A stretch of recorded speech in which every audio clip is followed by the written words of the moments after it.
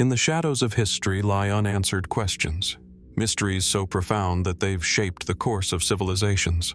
From ancient ruins that whisper forgotten truths to unexplained events that altered the very fabric of human existence, some puzzles refuse to be solved. Who built the towering structures that defy logic? What was lost in the great sands of time?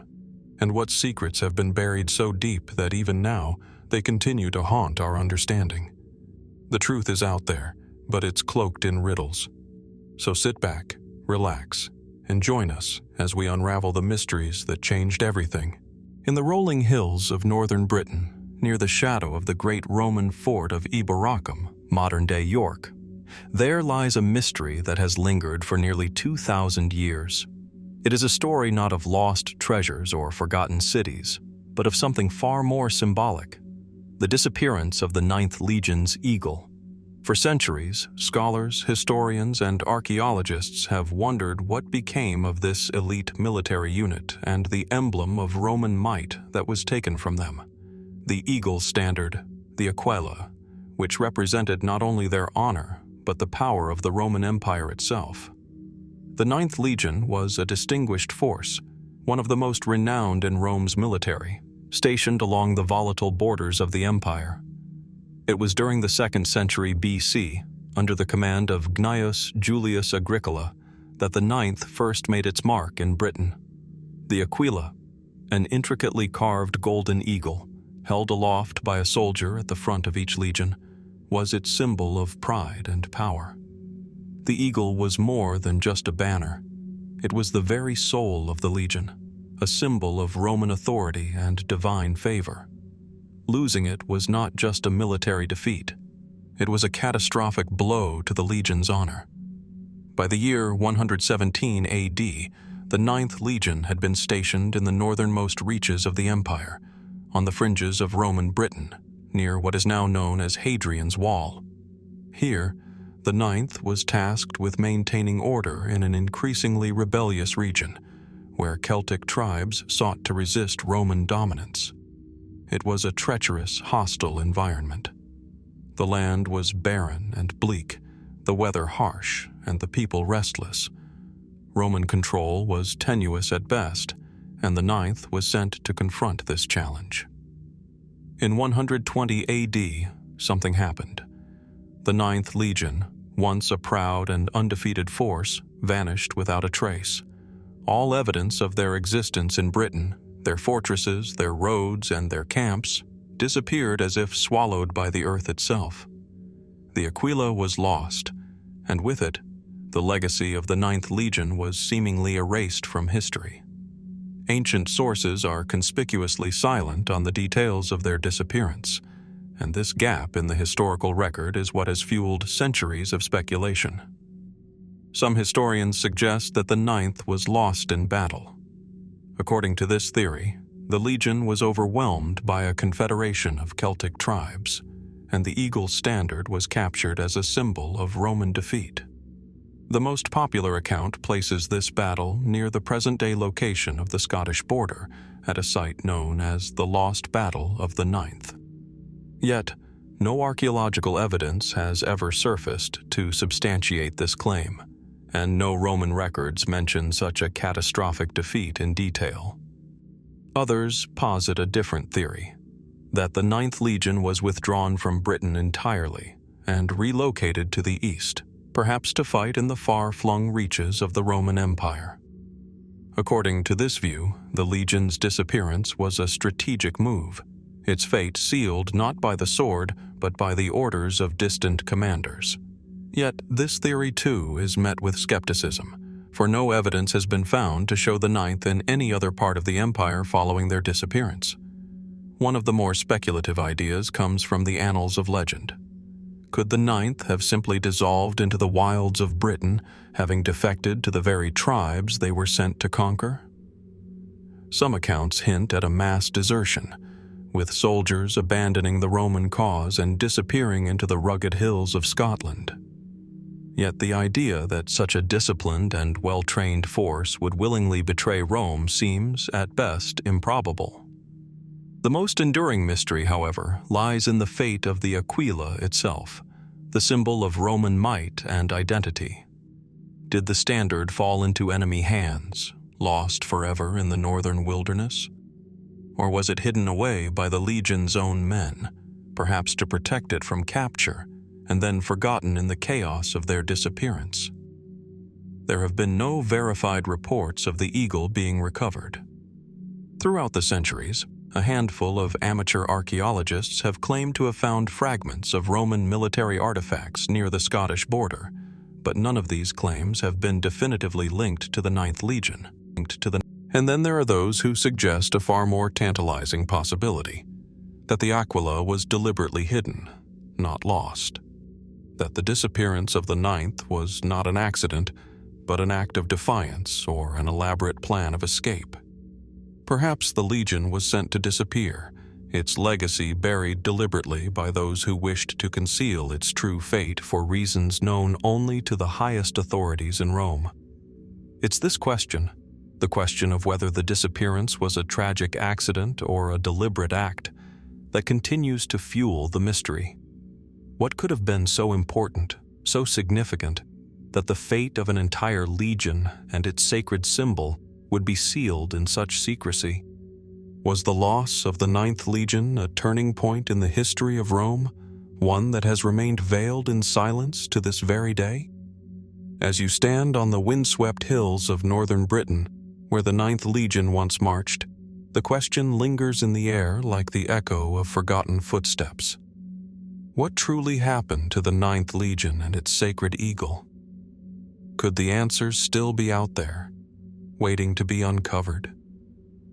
Or is it a mystery that will forever remain locked in the annals of time, its secrets lost to the ages? As we move from the haunting disappearance of the Ninth Legion, we shift our gaze to another ancient enigma, one that lies buried beneath the sands of Egypt, an enigma that has puzzled historians and archaeologists for centuries. Beneath the majestic step pyramid of Djoser in the heart of Saqqara, there are sealed chambers, hidden passages and rooms, their purpose and contents still unknown.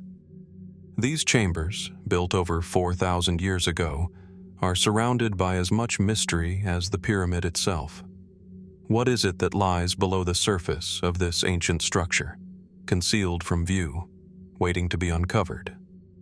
The step pyramid of Djoser, designed by the architect Imhotep around 2630 BC, is considered one of the most groundbreaking architectural feats in history. It marks the beginning of Egypt's pyramid-building era, and it stands as a testament to the ingenuity and ambition of the ancient Egyptians. Rising over 200 feet into the desert sky, this pyramid was originally built as a tomb for Pharaoh Djoser, the ruler of the Third Dynasty, but its significance stretches far beyond its function as a royal burial site. It is said that Imhotep's design was the precursor to the grand pyramids of Giza that would follow. But there's something about Djoser's tomb that still captivates the imagination of modern-day explorers and archaeologists alike.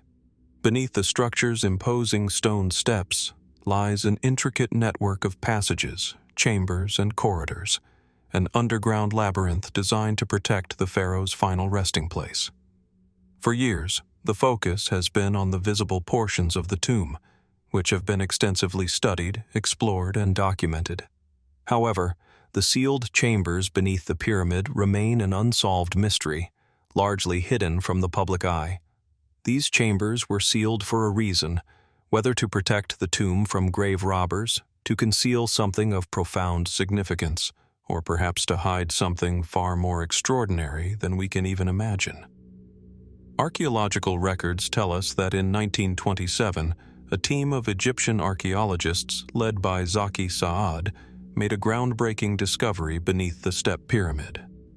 They located an entrance to a subterranean network, and what they found was both fascinating and perplexing. They uncovered an array of corridors, some stretching deep into the earth, and others seemingly leading nowhere. Yet, despite their extensive efforts, the sealed chambers themselves were not fully accessed. The network of passages seemed to lead to a sealed vault, a door that refused to yield to even the most determined explorers. But what could be inside these sealed chambers? Theories range from the plausible to the extraordinary, with few answers but many questions. One of the more accepted ideas is that these chambers were part of a grand tomb complex designed to protect the pharaoh's body and his belongings in the afterlife. Ancient Egyptians believed that the soul of the deceased would journey through the underworld, and so they constructed elaborate burial chambers to house everything a pharaoh might need in the afterlife: food, treasures, statues, and even his servants. Could these chambers have been meant to hold priceless objects or even the body of Djoser himself? However, the secrecy surrounding the chambers, the reluctance to explore them in greater detail, and the sheer complexity of the passages point to the possibility of something far more extraordinary. Some have speculated that these chambers could have contained something that was never meant to be seen, not even by the pharaoh's heirs or the priests who oversaw his tomb. Perhaps it was a hidden secret, a sacred object of untold power or importance that was concealed to protect it from the eyes of the living. There are also those who believe the sealed chambers may hold clues to a deeper understanding of ancient Egyptian technology, perhaps even a lost technology that was more advanced than what we know of today. In the 20th century, various researchers and fringe theorists began to raise questions about the methods used to construct the step pyramid and its hidden passages. Some argue that the precision of the pyramid's design and the difficulty in accessing the sealed chambers point to the use of lost techniques or tools, ones that may have been far more sophisticated than anything we are aware of from the time. Could the Egyptians have possessed a knowledge of engineering that has since been forgotten, hidden away by the very people who once wielded it? As we venture further into the realm of speculation, a more mystical theory emerges. The chambers could hold something related to the divine. In Egyptian mythology, the pharaoh was considered the living god on earth, a direct descendant of the gods. The step pyramid, with its celestial design, could have been intended as a direct connection to the heavens. Some believe that the sealed chambers were not just designed to protect Djoser's body, but to serve as a conduit to the gods themselves. Perhaps within these hidden rooms lies an object of spiritual or cosmic significance, an artifact capable of connecting the pharaoh to the divine in ways we cannot comprehend. Yet, for all the theories, the truth remains elusive. The sealed chambers have defied our best efforts to understand them. Despite the advances in technology and archaeology, the chambers remain as enigmatic as the day they were first discovered. The Egyptian government has, at various times, restricted access to the site, citing concerns over preservation and security. While some artifacts have been recovered from other parts of the pyramid complex, the sealed chambers remain locked away in the shadows. So, what are we to make of the sealed chambers beneath the step pyramid? Were they simply part of an elaborate burial complex, or do they hide something far more profound? Is there a hidden artifact, a forgotten knowledge, or a lost secret still waiting to be discovered? The answers to these questions may lie just out of reach, buried beneath the sands of Egypt, waiting for a future archaeologist to unlock the doors that have remained closed for millennia. Until then, we are left to wonder what remains hidden beneath the earth, and what truths are still waiting to be unearthed in the darkness beneath Djoser's step pyramid. From the wind-swept sands of Egypt to the shadowed corridors beneath the step pyramid, we now turn our focus to the heart of the North American continent, an ancient city that once stood as a vibrant center of culture and power, yet now lies abandoned and silent, its grand plaza a haunting reminder of a lost civilization. The city is Cahokia, and its story is one of mystery, prosperity, and ultimately, an unexplained disappearance that has puzzled archaeologists and historians for centuries. Situated just across the Mississippi River from modern-day St. Louis, Missouri, Cahokia was the largest and most complex pre-Columbian urban center in North America. At its peak, sometime around 1050 AD, it was home to tens of thousands of people. The city spanned over 6 square miles and featured massive earthen mounds, some rising as high as 100 feet, along with an impressive network of plazas, streets, and ceremonial structures. The heart of the city was the Grand Plaza, a vast open space that stretched across the center of Cahokia, flanked by towering mounds and monumental structures. This plaza was not just a physical space, but a cultural one, a place for rituals, gatherings, and perhaps even for trading and diplomacy. It was a center of power and ceremony, one that demonstrated the ingenuity and organization of the Mississippian people. Yet, despite the grandeur of the city, something inexplicable happened. Around the 13th century, Cahokia, once a thriving metropolis, began to show signs of decline. The Grand Plaza, the symbolic and literal heart of the city, was gradually abandoned. By the time European explorers arrived in the area centuries later, the city had long been deserted. No written records exist to explain why this happened, leaving only traces of the once great civilization. What could have led to the sudden abandonment of such a sprawling urban center? And why does the Grand Plaza, once a gathering place for tens of thousands, remain silent and empty, its secrets locked away beneath the earth? The mainstream theory holds that the decline of Cahokia was tied to environmental changes. The region around the city was heavily reliant on agriculture, particularly the cultivation of maize, and the soil was worked intensely by the people. Evidence suggests that deforestation, soil erosion, and climate change could have contributed to a decrease in agricultural productivity, leading to food shortages and a collapse in the city's economic and social structure. The disruption of the environment, coupled with possible flooding from the Mississippi River, may have rendered the area increasingly uninhabitable. But the idea of environmental collapse as the sole explanation for Cahokia's fall seems inadequate when we consider the complexity and sophistication of the society that once thrived there. Cahokia was not a simple agricultural community. It was an urban hub, with evidence of complex social hierarchies, ceremonial practices, and widespread trade networks that stretched from the Great Lakes to the Gulf of Mexico. Was it really just the environment that caused this sudden decline? Or could there have been another, more mysterious factor at play? Some scholars speculate that warfare and social upheaval played a role in the city's abandonment. Cahokia's position at the center of a vast trade network and its political and religious dominance may have made it a target for surrounding groups. Evidence of conflict and the burning of certain structures in the city has been found, which suggests that the city may have been attacked or suffered internal strife. Perhaps, as Cahokia's power waned, rival groups moved in, either through conquest or the destabilization of the society from within. Did Cahokia's rulers lose control over their people, or did a great external force bring the city to its knees? If so, who were these invaders, and why did they choose to target Cahokia? Another intriguing theory involves the role of Cahokia's complex religious and spiritual life. The Mississippian people built monumental earthworks, including the famous Monk's Mound, which still stands as the largest earthwork in North America. These mounds, along with the Grand Plaza, were carefully aligned with celestial events, suggesting that the people of Cahokia had a deep understanding of astronomy and a connection to the heavens.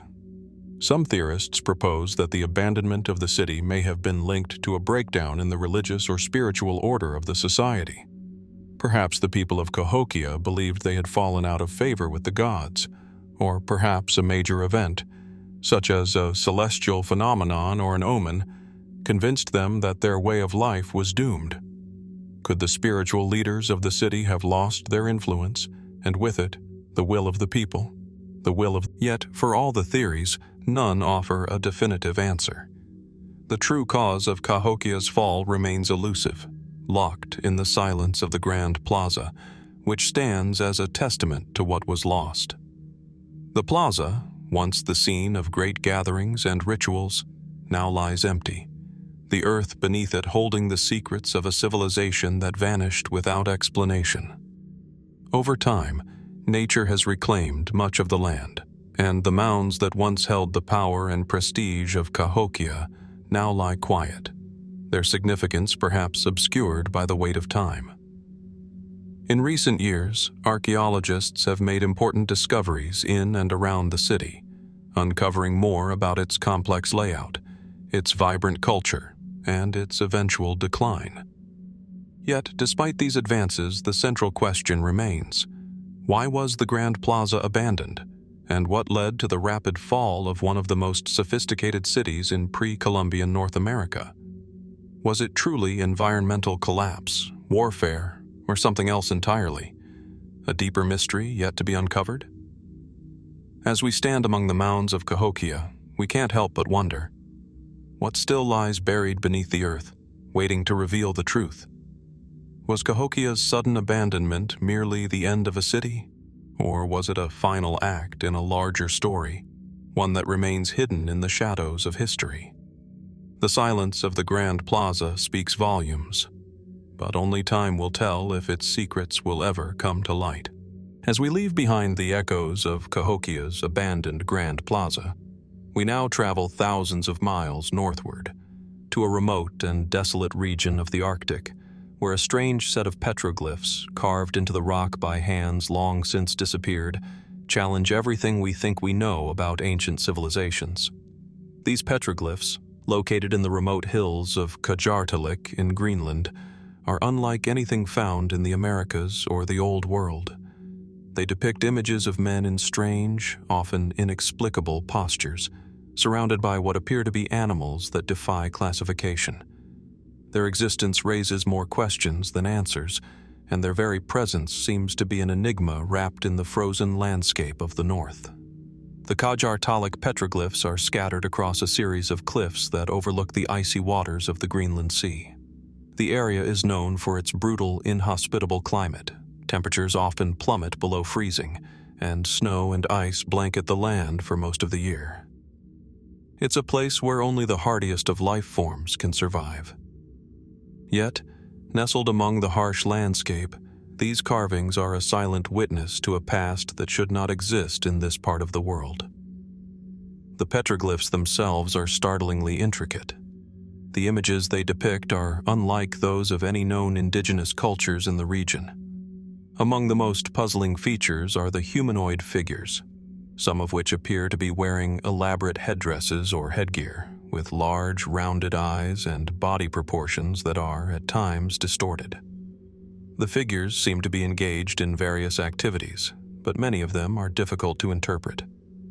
In one panel, a series of figures seems to be performing a ritualistic dance, while in another, creatures that look strikingly similar to the walrus or narwhal are carved alongside human-like figures, suggesting a deep connection between the people and the animals of their world.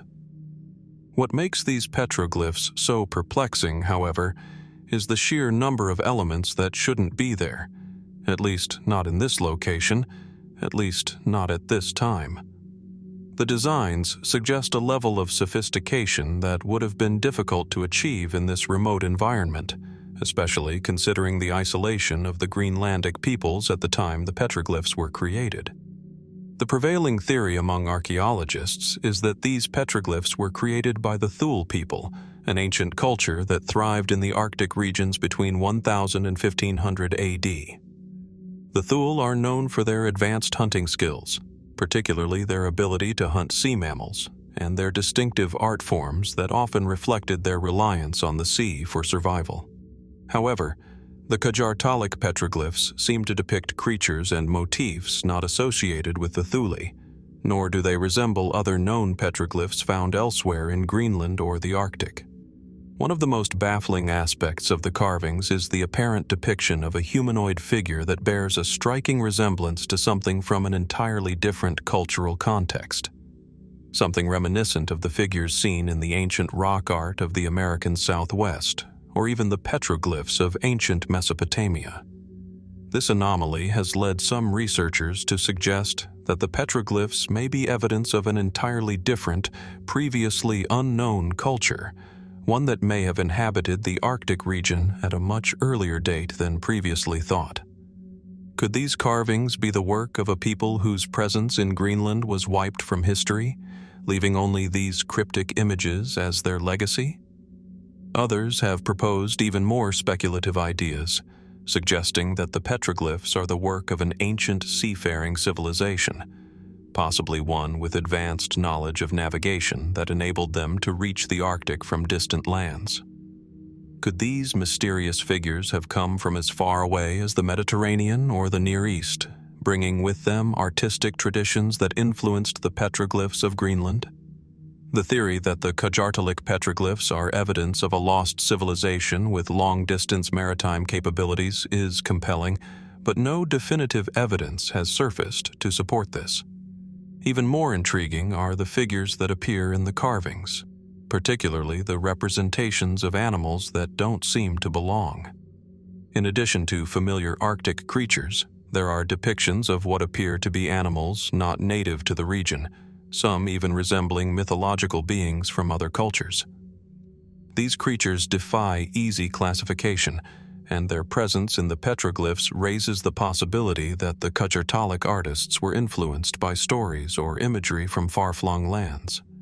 Did the people who carved these images possess knowledge of faraway places, or did they simply imagine such creatures as part of their own mythology? Despite the uncertainty surrounding the petroglyphs' origin and meaning, one thing is certain: these carvings are far too advanced for the small, isolated groups that would have been living in the area at the time they were made. The level of detail, the diversity of imagery, and the apparent complexity of the figures suggest that the artists behind them had a significant understanding of their environment and possibly of other cultures beyond their own. So, what exactly is the mystery of Qajartalik? Were these petroglyphs created by a lost civilization, one whose story has been lost to the ages? Or were they the work of an early Arctic culture, whose influence reached farther than we thought possible? The unanswered questions about these carvings continue to linger, like a frozen riddle waiting for a solution. What then remains hidden beneath the ice and snow of Greenland? What other secrets lie buried in the remote hills, waiting for the right set of eyes to uncover them? The Qajartalik petroglyphs are more than just ancient carvings. They are a window into a world that may have been far more interconnected and mysterious than we can comprehend. Perhaps, just as with other ancient mysteries, the answers are out there, waiting for us to look closer and question what we think we know about the distant past. As we leave behind the cryptic symbols of Greenland's Qajartalik petroglyphs, we now turn our attention to a different kind of enigma, a map, intricately drawn, that offers a glimpse of a world many believe should not exist.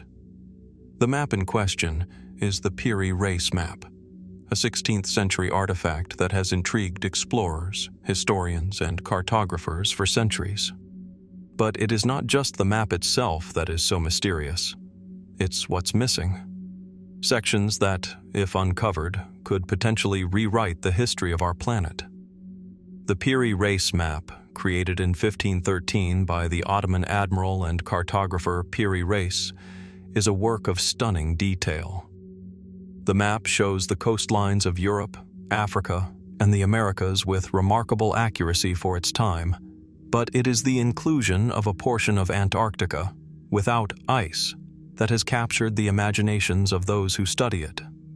The map seems to depict the southernmost part of the Earth, a landmass that should have been covered in ice and unexplored by the rest of the world at the time. The map suggests that the early explorers, or perhaps someone even earlier, had knowledge of Antarctica that was lost to history. And yet, it is not just this anomaly that raises questions. It's the map's missing sections, the parts that could have provided more clues, but are now lost to time. The surviving piece of the Piri Reis map is housed in the Topkapi Palace Museum in Istanbul, where it has been a subject of fascination since it was discovered in the early 20th century. The map itself is drawn on a piece of parchment, meticulously detailed with the coastlines of South America, the Caribbean, and parts of the North American coast. But it is the section that shows the southernmost portion of the Earth, including what appears to be the Antarctic coastline, that continues to defy conventional understanding. At the time the map was created, Antarctica was not only uncharted but also covered by thick ice, making its accurate depiction an impossibility using the navigational tools of the 16th century. How then could Piri Reis, an admiral working with the knowledge available to him in the early 1500s, have drawn an accurate representation of a landmass that, according to mainstream history, had not been discovered or explored by anyone until modern times? Some have proposed that the map was drawn using much older sources, perhaps maps from an unknown civilization, one that had the ability to chart Antarctica before it was covered in ice. This theory gains some traction when we consider the missing sections of the map. The Piri Reis map is not complete. Parts of it have been lost, possibly due to age, mishandling, or the destruction of the original source material. Historians have noted that the map's survival is a miracle in itself, as many such documents from this era were often destroyed or deteriorated beyond recognition. The missing portions of the map, however, are a tantalizing mystery. What information did they contain? What other geographical knowledge did they offer? Could these missing pieces have provided additional evidence of a long-forgotten civilization that charted the Earth with extraordinary accuracy? Some scholars suggest that the map's missing sections might have depicted even more extraordinary locations, places that were, at the time, unknown to modern explorers, but could have been known to earlier cultures or civilizations. The loss of these sections, then, may represent not just a physical gap in the map, but a gap in our understanding of history itself. Could it be that the Piri Reis map holds knowledge that was suppressed or forgotten, knowledge that, if revealed, could change everything we think we know about the exploration of our planet? Further complicating the mystery is the question of the map's sources. Piri Reis himself admitted that the map was drawn using a variety of source materials, some of which he claimed to have been ancient, passed down through various civilizations, including those of the ancient Egyptians, the Greeks, and others. This suggests that the map was based on much older knowledge, possibly predating the European age of exploration by thousands of years. Some have even speculated that these sources could have included maps from a civilization with advanced maritime capabilities, a civilization that might have existed long before the Egyptians or the Greeks, whose knowledge somehow survived and was integrated into Piri Reis's work. Yet, as much as these theories intrigue, they remain speculative.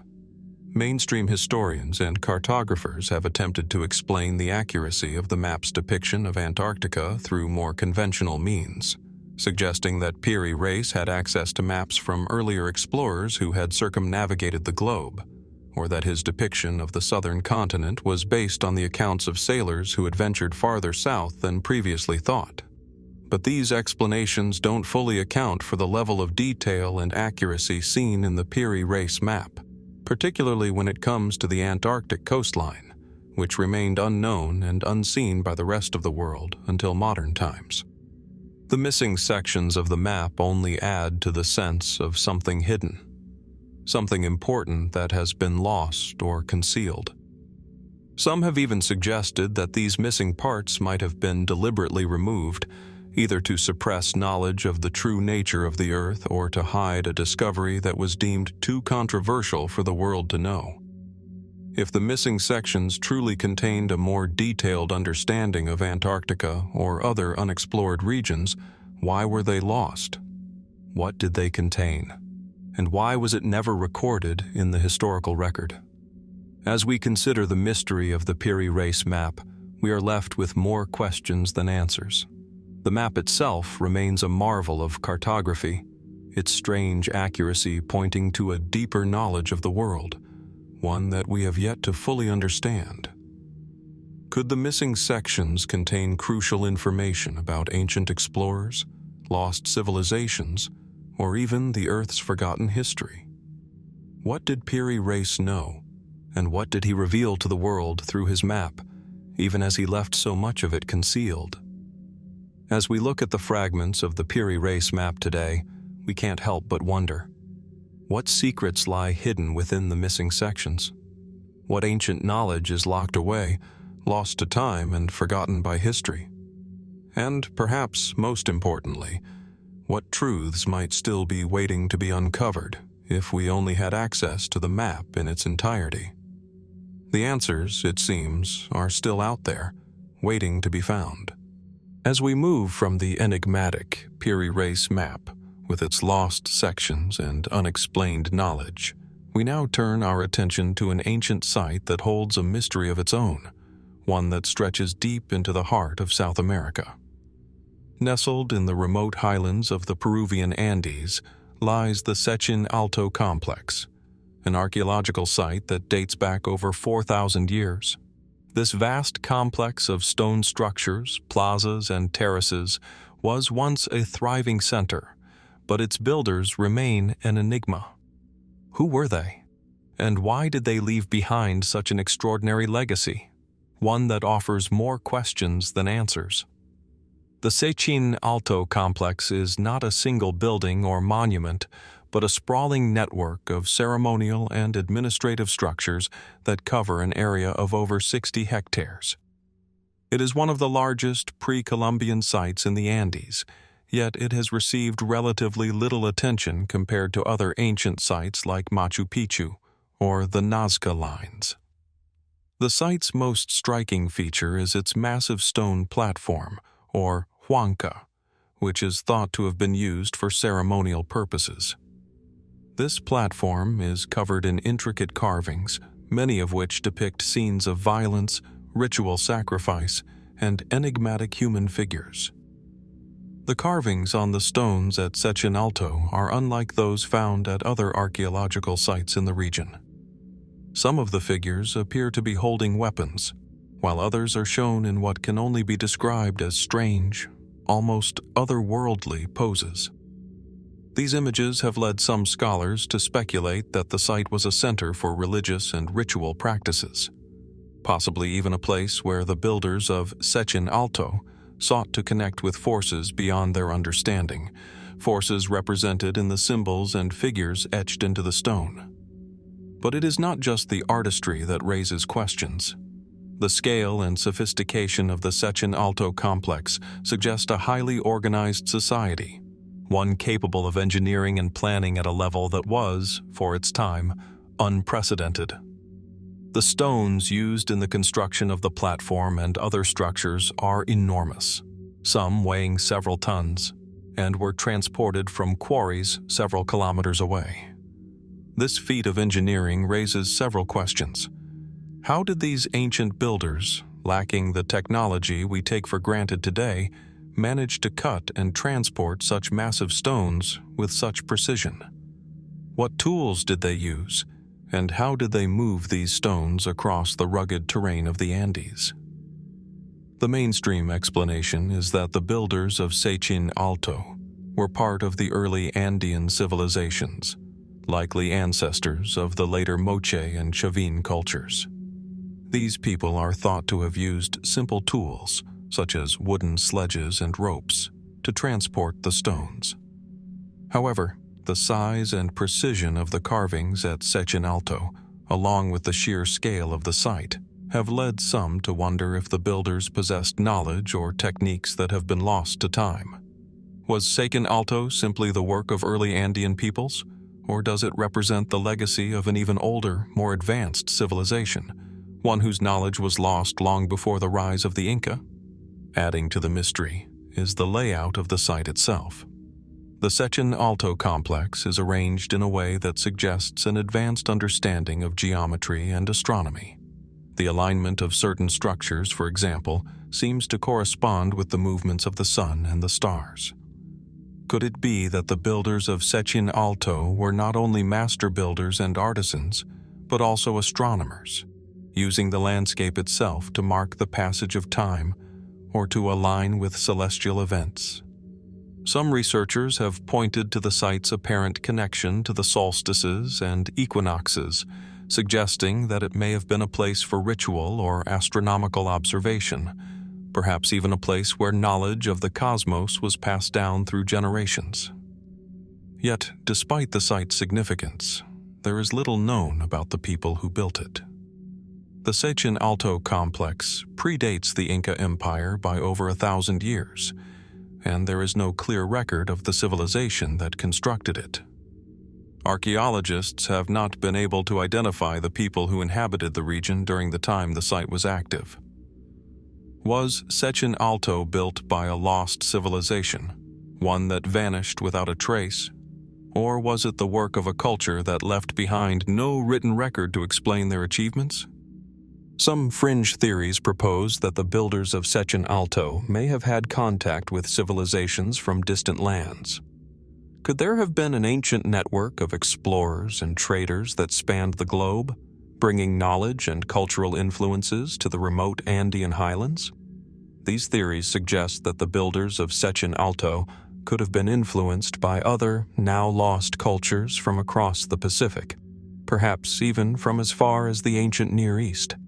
But such theories remain highly speculative, and there is no concrete evidence to support them. Nonetheless, the idea that the builders of Sechin Alto may have been in contact with distant cultures has captured the imaginations of those who believe that human history is filled with untold connections and unknown influences. Another theory suggests that the builders of Sechin Alto may have had access to lost technologies, such as advanced construction methods or tools that have since disappeared. This theory is supported by the fact that the site's stonework appears to be of a higher quality than what is found at other contemporary sites in the region. Was there a technology at Sechin Alto that was later lost to history? And if so, why has it remained hidden from our understanding of the ancient world? The mystery of the Sechin Alto complex deepens when we consider its eventual abandonment. Despite its scale and complexity, the site was eventually deserted, and the civilization that built it disappeared. What caused this sudden decline? Was it environmental factors, such as drought or flooding, that led to the downfall of the society? Or was it the result of social or political upheaval, perhaps even the collapse of a once great religious or cultural system? As we stand at the edge of the Sechin Alto complex today, the site seems to hold more questions than answers.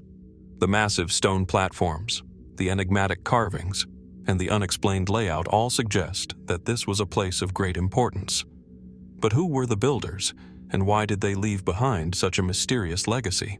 What knowledge did they possess, and what happened to their civilization? The answers, like the builders themselves, remain lost in the sands of time, waiting to be discovered, perhaps, by the next generation of explorers or historians. As we reflect on the Sechin Alto complex, one thing is clear: the mystery of its origins, purpose, and eventual abandonment is far from solved. The answers may lie buried beneath the earth, hidden in the stones themselves, waiting for someone to unlock their secrets. Until then, we are left to wonder what still remains hidden in the highlands of Peru, waiting to challenge our understanding of the ancient world. As we leave behind the high Andes and the enigma of Sechin Alto, we now turn to another ancient civilization, one that flourished in the wetlands of eastern China, an advanced society whose story ended abruptly, leaving behind only its monumental infrastructure and unanswered questions. This civilization was the Liangzhu culture, whose achievements in hydraulic engineering and urban planning were remarkable for their time. Yet, despite their impressive achievements, the collapse of the Liangzhu civilization remains one of history's most intriguing and mysterious disappearances. Located in the Yangtze River Delta, the Liangzhu culture reached its peak around 2,300 to 4,000 years ago. The heart of this civilization lay in what is now Zhejiang province, where a sophisticated network of canals, dams, and levees was constructed to manage the flow of water across the floodplain. The Liangzhu people were masters of hydraulic engineering and their ability to control water allowed them to transform a vast and often unpredictable landscape into a productive, stable environment. They created a system of water management that not only served to irrigate fields but also protected the cities and towns from the seasonal floods of the Yangtze River, one of the largest and most powerful rivers in the world. At the center of the Liangzhu culture was a city, possibly their capital, that stood as a testament to their engineering prowess. Archaeological excavations have uncovered remains of large, well-planned urban areas, complete with wide streets, rectangular layouts, and large residential compounds. But what stands out the most is the sheer scale of the hydraulic infrastructure. Dams, canals, and water reservoirs were strategically placed to control the flow of water throughout the region, ensuring that agriculture could thrive even in the face of the river's annual flooding. The people of Liangzhu had mastered their environment, transforming the floodplains into a fertile, controlled landscape. Yet for all their technological prowess, the Liangzhu civilization collapsed around 2000 BC, and the reasons for its sudden demise remain shrouded in mystery. Evidence suggests that the city's complex hydraulic system was damaged or destroyed in some way, but what caused this destruction is unclear. Was it a catastrophic flood that overwhelmed their sophisticated infrastructure? Or did the people of Liangzhu themselves somehow dismantle or abandon their city? The sudden abandonment of such an advanced civilization raises many questions, especially when considering how well they had mastered the art of water management. Some scholars point to environmental factors as the root cause of the collapse. The region's reliance on hydraulic systems meant that any disruption in the natural flow of water, be it from a changing climate, shifting river patterns, or natural disasters, could have had catastrophic consequences. It's possible that the people of Liangzhu faced a prolonged period of drought or an unusually severe flooding event that rendered their infrastructure incapable of supporting the population. Such an event could have led to famine, displacement, and ultimately the collapse of the society.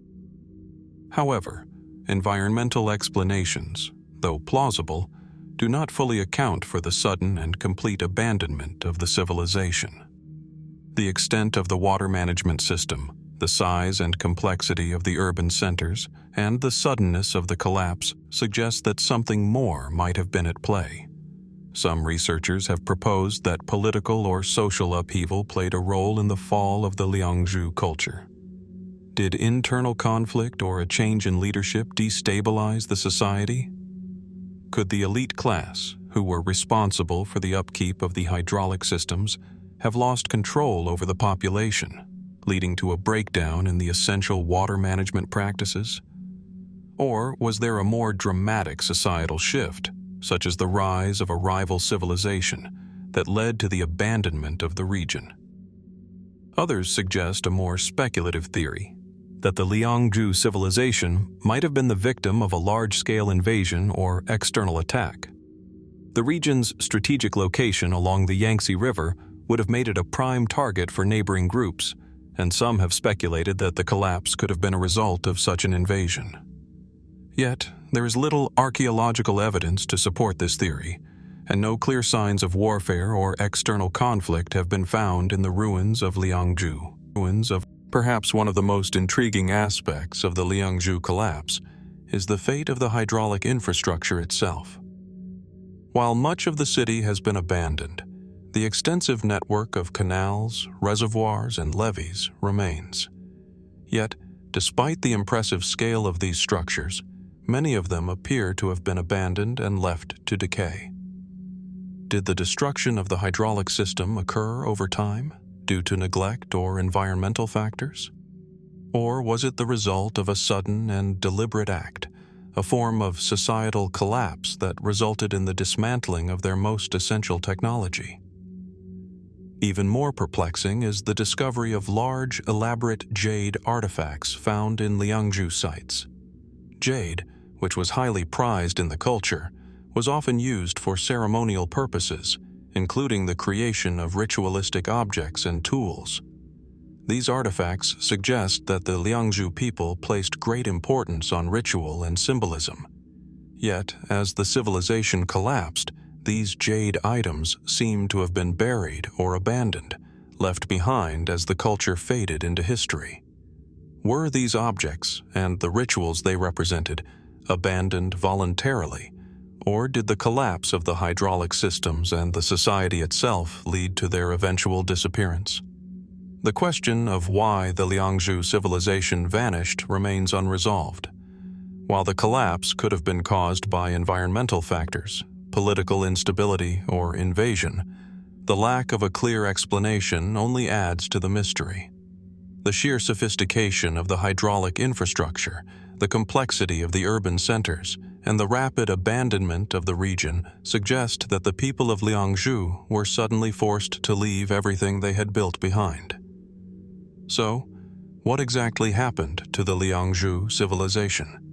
Was it simply a victim of natural forces, or was there a deeper societal collapse at work? What happened to the people who once thrived in this sophisticated water-managed city, and why did they vanish so suddenly from the historical record? As we continue to explore this mysterious disappearance, we are left to wonder, what still remains buried beneath the earth, waiting to reveal the secrets of a civilization that mastered water, but ultimately was undone by it? As we leave behind the mysterious collapse of the Liangzhu civilization, we now turn to one of the most famous figures in history, Alexander the Great, and a mystery that has haunted historians for centuries, the location of his tomb. A man whose empire stretched across 3 continents, from Greece to Egypt to the reaches of India, Alexander's death in 323 BC left the world in mourning and sparked a quest for his final resting place that has yet to be resolved. For over 2,000 years, the exact location of Alexander's tomb has eluded us. His life, filled with conquests and legendary feats, has become the stuff of myth, and the mystery of where his remains lie is no less enigmatic. What makes this question so perplexing is the historical significance of his burial. Alexander's tomb, after all, would not have been just a simple resting place. It would have been a monument to the greatest conqueror the world had ever known, a site visited by rulers, philosophers, and dignitaries from across the ancient world. Yet despite its monumental importance, no one today can say with certainty where it is. The search for Alexander's tomb began almost immediately after his death. In 323 BC, he passed away in the palace of Nebuchadnezzar II in Babylon, under mysterious circumstances. According to ancient sources, his body was initially prepared for burial in a simple, ritualistic manner. But it wasn't long before his generals, eager to preserve his legacy, decided that his final resting place should be something far grander. The body was eventually transported from Babylon to a location befitting his stature, an event in itself that was filled with drama and intrigue. The most widely accepted story is that Alexander's body was taken to Egypt, to the ancient city of Alexandria, where a grand mausoleum was built to house his remains. Over time, the tomb became a symbol of power and grandeur, drawing pilgrims and rulers alike, all hoping to pay their respects to the fallen king. It is said that Alexander's tomb was located in the heart of Alexandria, near the Temple of Serapis. Ancient accounts describe it as an opulent structure, with a statue of Alexander on his tomb and various treasures surrounding him. The location became a point of reverence for many, with Ptolemaic and later Roman rulers making pilgrimages to the site. But here's where the mystery begins. Despite these accounts, no one has ever conclusively identified the location of Alexander's tomb.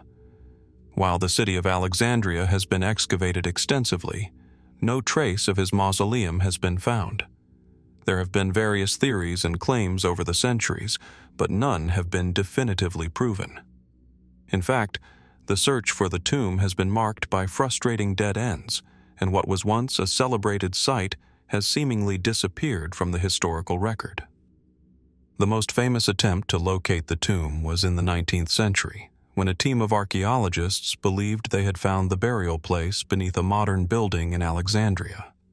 They uncovered a large marble structure that seemed to match descriptions of Alexander's tomb, but the excavations were inconclusive. Despite extensive digs, no actual remains or inscription linking the site to Alexander himself were found. It was another frustrating chapter in the centuries-long hunt for his tomb. One of the reasons this mystery has been so difficult to solve is that much of the ancient city of Alexandria has been lost beneath the waves of the Mediterranean. Over the centuries, the city has been ravaged by earthquakes, tsunamis, and human activity, burying many of its landmarks underwater. In fact, much of what we know about ancient Alexandria now comes from underwater excavations, where statues, inscriptions, and other artifacts have been recovered from the sea. It's possible that Alexander's tomb, if it was indeed located in the heart of the city, now lies beneath these waters, swallowed by time and nature. The mystery of the tomb's location deepens when we consider the various alternative theories that have been proposed over the years. Some historians argue that Alexander's tomb might not have been located in Alexandria at all. Instead, they suggest that it could be somewhere in the ancient city of Memphis, Egypt's former capital, or even in a distant part of his empire, such as the city of Alexandria in modern-day Iraq. Some speculate that after the initial burial in Babylon, Alexander's remains were moved once again, perhaps by one of his successors or a ruler keen on claiming the tomb for themselves. One particularly intriguing theory is that Alexander's tomb could have been deliberately hidden or erased from history. Could it be that after centuries of veneration, someone or some group decided to erase the location of the tomb, either to protect it or to keep its power from being used by future rulers? There are stories of tombs being hidden from looters or invaders, and it is possible that Alexander's burial site was sealed off, its location purposely obscured to keep its sanctity intact. Some speculate that the tomb might have been destroyed or lost during the tumult of the later Roman Empire, when Alexandria itself was sacked and the city's glory faded into the past. There are also those who have suggested that the tomb of Alexander the Great might never have existed in the way we imagine. Perhaps, they argue, the tomb is symbolic in nature, less of a physical resting place and more of an idea, a concept of immortality that transcends any specific location. Alexander's legacy, they claim, is found not in a mausoleum, but in the empire he built and the cultures he influenced. Perhaps his tomb exists in the memory of history itself, its location elusive because it lies not in stone or marble, but in the pages of the ancient texts that recount his life and conquests. And then there are the fringe theories, ones that suggest far more unusual possibilities. Could Alexander's tomb have been hidden by secret societies who wished to keep his resting place as a place of power? Or is there a more esoteric answer, something hidden in the stars or in the geography of ancient Egypt? The speculation is endless, but none of these ideas are backed by concrete evidence. What is clear, however, is that the mystery of Alexander's tomb remains unsolved. Despite centuries of searching, the greatest conqueror the world has ever known still lies in a grave that no one can definitively locate. The ancient world has given us countless answers about his military campaigns, his rise to power, and his lasting influence. But the question of where he was laid to rest continues to haunt us. As we reflect on the vanishing location of Alexander's tomb, we are left to wonder, could it be that the final resting place of this legendary figure has been lost to time forever? Or might there still be clues waiting to be uncovered, hidden beneath the sands of Egypt or the waves of the Mediterranean, waiting for the right discovery to reveal the last secret of one of history's most remarkable men? As we move away from the mystery of Alexander's vanishing tomb, we now travel to a place where the stones themselves seem to hold secrets. Secrets of an ancient craft so precise and advanced that, even today, it continues to baffle scholars. Deep within the quarries of Aswan, Egypt, lies one of the most enigmatic monuments ever attempted, the unfinished obelisk. Here, half carved from the bedrock, is a colossal stone that was abandoned centuries ago, and yet its incomplete state raises more questions than it answers. What was its purpose? And why was it left to rest unfinished, buried in time, yet still speaking to us with its silent, unsolved mystery? The unfinished obelisk is massive, estimated to weigh around 1,000 tons, and stands as a testament to the ambition of the ancient Egyptian builders. The site where it was abandoned, situated in the quarry of Aswan, was once the heart of Egypt's stoneworking industry. This is where the Egyptians sourced the granite used for many of their most iconic structures, including the pyramids, temples, and the great obelisks that dotted their land. But unlike the finished obelisks that now grace temples across Egypt, this one was never completed. It lies half-carved in the quarry, the lines of its shape clearly visible in the rough stone, but the task of finalizing it was never carried out. The obelisk's location itself is striking. It is nestled in a natural depression, surrounded by towering walls of granite that rise up like silent sentinels. The stone of the unfinished obelisk is still attached to the surrounding rock, as though it were moments away from being released. The precision with which the Egyptians had begun to carve it suggests a level of expertise in stoneworking that is almost beyond comprehension. Even in its incomplete form, the obelisk offers clues about the ancient Egyptians' remarkable abilities. The lines are straight, the edges sharp, and the angles seemingly perfect, all created without the modern tools and technology that we take for granted today. What makes the unfinished obelisk so intriguing, however, is not just the scale of the stone or the precision of the work. It's the mystery of why it was left unfinished. Ancient texts and records speak of the grandeur of Egyptian obelisks, how they were symbols of power, light, and the divine, erected to honor the gods and the pharaohs. Finished obelisks were carefully placed at the entrances of temples, towering over the landscape with inscriptions that told stories of royal achievements and divine favor. But the unfinished obelisk was meant for none of this. It was abandoned before it could be completed, and the question arises, why? Some scholars believe that the obelisk was simply abandoned because of a flaw in the stone itself.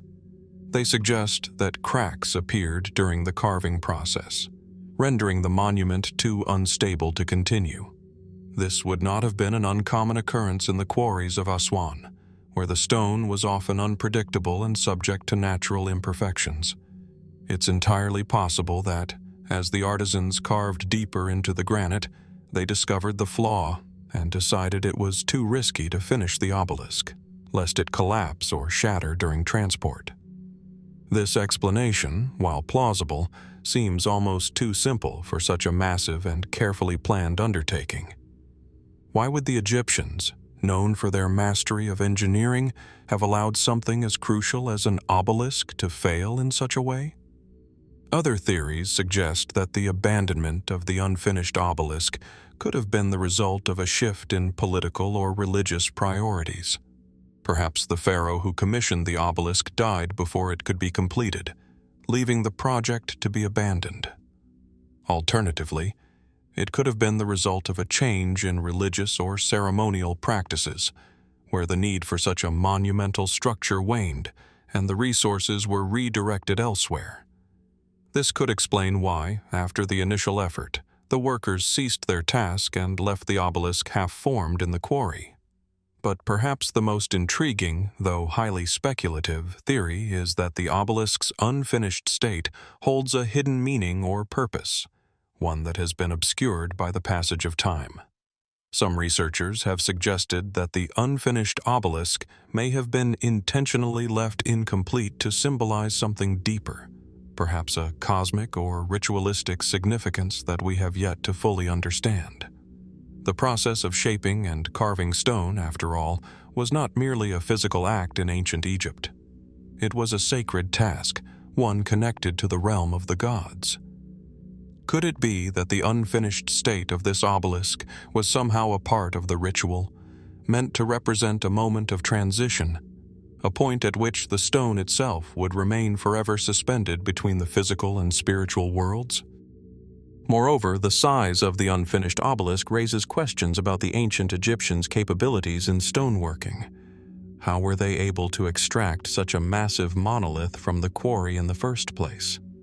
The process of carving the obelisk from solid granite would have required advanced techniques, and yet the Egyptians did not have the machinery we would expect for such a task. Instead, they relied on simple tools like copper chisels, wooden wedges, and abrasive sands to shape the stone. It's a remarkable feat that we still don't fully understand, and the unfinished obelisk only adds to this mystery. How were they able to transport and carve such a colossal stone? And why was it abandoned at such a critical stage? Did they possess tools or methods that have been lost to time? The unfinished nature of the obelisk also raises another question.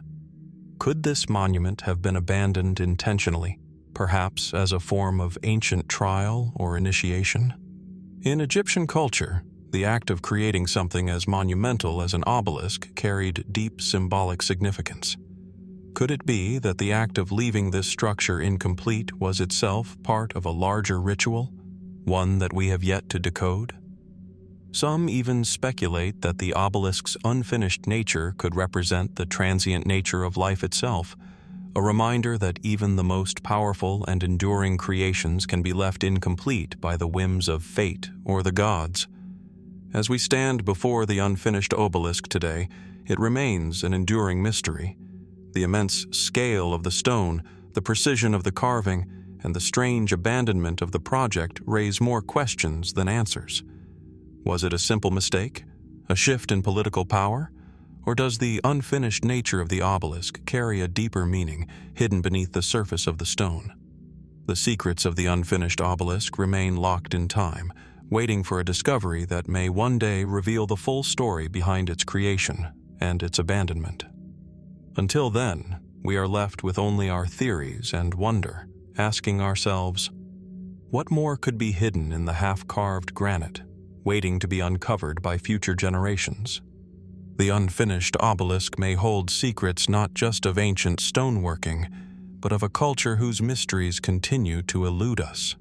As we leave behind the unfinished obelisk, we now journey into the frozen landscapes of Greenland, a place once teeming with life and ambition. Here, amid the icy winds and vast tundra, lies the mystery of the Norse Western settlement, a thriving colony that, after centuries of existence, vanished without a trace. The disappearance of this settlement remains one of history's most perplexing and unsolved riddles, with scholars still debating what could have caused its sudden and unexplained collapse. The Western settlement was established by the Norse in the late 10th century, when Eric the Red, the legendary Viking explorer, first sailed to Greenland. The settlers, primarily of Scandinavian origin, established a number of farms, villages, and churches on the island's southwestern coast, where the land was more fertile and the climate relatively milder compared to other parts of Greenland. The settlement prospered for several hundred years, its people living off livestock, hunting, and trade with other Norse communities in Europe.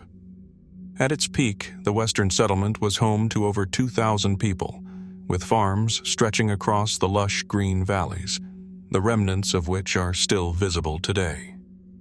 The archaeological evidence suggests a well-organized society, one that was capable of cultivating crops and raising livestock in the harsh conditions of Greenland. The settlers built churches, developed trade routes, and adapted to their environment, showing remarkable resilience. And yet, by the end of the 15th century, the settlement had completely disappeared. The exact reasons for its collapse are unknown, and no conclusive evidence has ever been found to explain what happened to the people who once called this frozen land home. The first clues to the settlement's decline came from the written accounts of the Norse themselves. In the 14th century, the Icelandic sagas mention the Western settlement in passing, but they do not offer a definitive explanation for its demise. The sagas tell us that the settlement's inhabitants had regular contact with Norway and Iceland, sending goods such as walrus ivory and furs across the seas. However, by the time of the 15th century, these accounts became increasingly sparse, and the Western settlement ceased to appear in written records altogether. It was as though the colony simply faded into history. Archaeological excavations in the 20th century have revealed much about the daily life of the settlers. Ruins of farms, homes, and churches have been uncovered, along with the remains of animals that were domesticated by the settlers, such as cattle, sheep, and goats. These discoveries suggest that the people of the Western settlement were able to establish a sustainable way of life in Greenland's harsh environment. The settlers also built a network of trade routes, exchanging goods with the Old World. For a time, it seemed that the Western settlement had a promising future, one that would continue for generations to come. Yet, by the early 15th century, the settlement began to decline. Evidence shows that the people of the Western settlement stopped building and maintaining their farms. In some cases, entire homes were abandoned, and artifacts from daily life were left behind. The question, of course, is why? What caused the sudden and dramatic collapse of a society that had once thrived in one of the world's most unforgiving environments? Several theories have been proposed to explain the disappearance of the Western settlement. One of the most widely accepted explanations is that climate change played a significant role in the settlement's collapse. Around the time of the settlement's decline, the Northern Hemisphere experienced a period of cooling known as the Little Ice Age. The cooling climate would have made farming and animal husbandry increasingly difficult, pushing the settlers to the brink. Crops that had once thrived in the region, such as barley and oats, would have struggled to grow, and the animals that sustained the settlers would have faced harsh winters. For a society so reliant on farming and livestock, the changing climate would have been a crippling blow. However, climate change alone does not explain the full story. The evidence suggests that the settlers did not entirely abandon their way of life when the climate began to cool. Some scholars have argued that the Norse simply adapted to the changing conditions by shifting their focus from farming to hunting, particularly seal hunting. This would have been a natural response to a cooler, harsher climate, as seals were abundant in the waters off Greenland's coast. In fact, hunting remains have been found at Western settlement sites, showing that the Norse were still actively hunting in the later stages of the settlement's existence. But even with this shift, the collapse continued. Another theory centers around economic factors. As European trade routes expanded, the demand for Greenland's goods, such as walrus ivory, declined. The Western settlement was heavily dependent on trade with Europe, and as trade shifted away from Greenland, the settlement's economy began to falter. The collapse of trade networks, combined with the difficulties posed by a cooling climate, could have left the settlement vulnerable to social and political unrest. There are also more speculative theories about the disappearance of the Western settlement. Some suggest that the settlers may have been affected by an outbreak of disease, perhaps something like the plague, which ravaged Europe in the 14th and 15th centuries. Others have proposed that the Norse settlers, isolated on Greenland's rugged coast, may have been attacked by other groups, either indigenous peoples or rival settlers. While there is no concrete evidence to support these theories, they add another layer of complexity to the mystery. Perhaps the most puzzling aspect of the disappearance is the fact that the Eastern Settlement, another Norse colony located farther to the north, continued to survive for some time after the Western Settlement had disappeared. The reasons for the survival of the Eastern Settlement are unclear, but it suggests that the Western Settlement may have faced a unique set of challenges that led to its eventual collapse. Could the people of the Western Settlement have been cut off from the Eastern Settlement and left to fend for themselves in the face of mounting difficulties? As we look back on the disappearance of the Norse Western Settlement, we are left with more questions than answers. The settlers' sudden abandonment of their homes, their trade routes, and their farms remains a mystery. Was it the changing climate that led to their collapse? Or was it a combination of factors, economic, social, and environmental, that finally pushed them to the brink? Could there be something more at play? Something hidden beneath the ice and the ruins that we have yet to uncover? The mystery of the Western settlement's disappearance continues to haunt historians and archaeologists to this day. Its story, like the ruins scattered across the Greenlandic coast, is a reminder of how fragile human civilizations can be, even in the face of incredible ingenuity and resilience. And as the cold winds of Greenland sweep across the deserted farms and abandoned homes, we are left to wonder, what really happened to the people of the Western settlement, and what secrets lie buried beneath the snow and stone, waiting to be uncovered? As we leave behind the mystery of the Norse Western settlement in Greenland, we now turn to a place far older and further east, one that harbors an astronomical secret hidden within its ancient ruins. The Taosi Observatory, located in the Shanxi province of China, is a site that has long intrigued archaeologists and historians. It is one of the oldest and most sophisticated astronomical observatories ever discovered, and yet it contains a mystery that has yet to be fully unraveled. What hidden knowledge did its builders possess, and what astronomical codes remain concealed in its layout, waiting to be deciphered? The Taosi Observatory is located on the banks of the Fen River, surrounded by the dramatic landscape of northern China. The site itself consists of a series of large circular earthworks, stone structures, and an array of alignments that seem to correspond with celestial events. When it was first discovered, it was immediately clear that the site had been constructed with an understanding of the heavens that was far ahead of its time. The observatory dates back to the 21st century BC, during the late Neolithic period, making it older than the ancient pyramids of Egypt and almost contemporaneous with the early Egyptian astronomical traditions. The most striking feature of the Taosi Observatory is its series of circular earthworks. These large concentric rings are believed to have been used as a means of tracking celestial bodies, with each ring corresponding to different aspects of the sky. The size and precision of these rings suggest a highly advanced understanding of astronomy. The builders of the Taosi Observatory must have been keenly attuned to the movements of the stars, the sun, and the moon. What is especially fascinating about these rings is that their alignment seems to correspond to some of the most important celestial events, the solstices, equinoxes, and even specific lunar phases.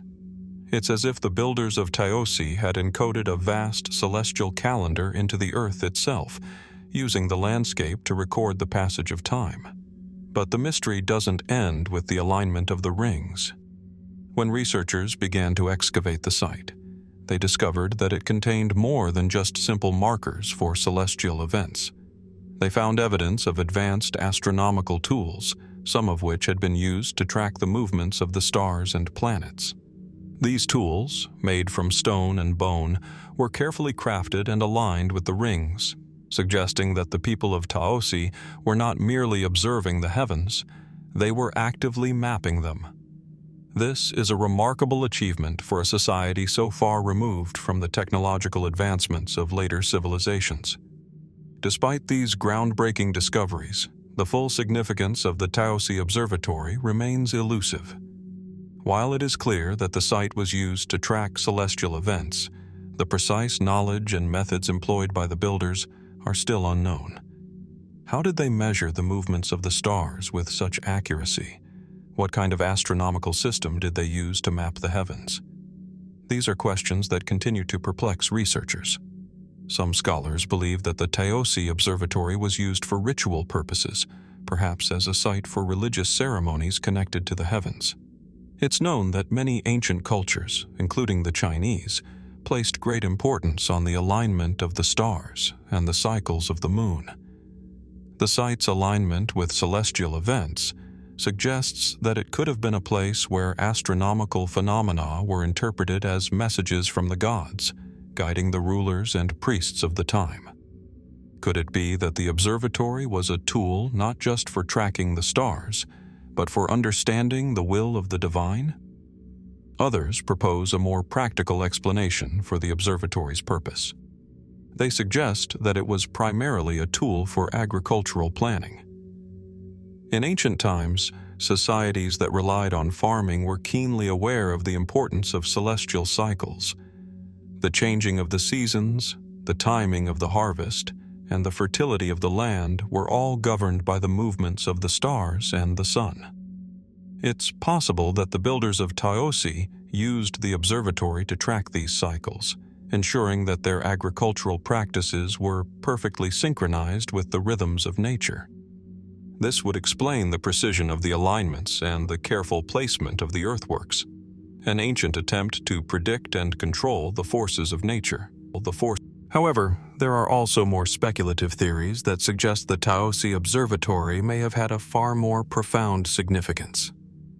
Some researchers propose that the site was used to track not just the movements of the sun and stars, but also the cycles of the planets. Could the builders of Taosi have possessed an early form of astrology or planetary science? The idea that ancient civilizations had a deeper understanding of planetary movements, even before the rise of later astronomical cultures, is a fascinating one. Some even speculate that the Taosi Observatory might have been a center of learning, where ancient knowledge about the stars and planets was passed down through generations, much like the libraries of Alexandria in the ancient Mediterranean world. But perhaps the most intriguing aspect of the Taosi Observatory is the idea that it contains a hidden astronomical code, one that has yet to be fully deciphered. If the builders of Taosi were truly tracking the stars and planets with such precision, it's possible that they encoded this knowledge into the very structure of the site itself.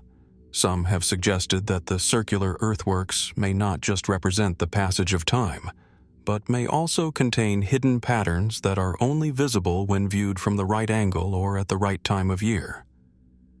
Could there be an astronomical code embedded in the layout of the site? A code that has yet to be unlocked by modern researchers. In recent years, some scholars have proposed that the layout of the observatory contains a form of advanced geometry, one that reflects an understanding of mathematical concepts far ahead of its time.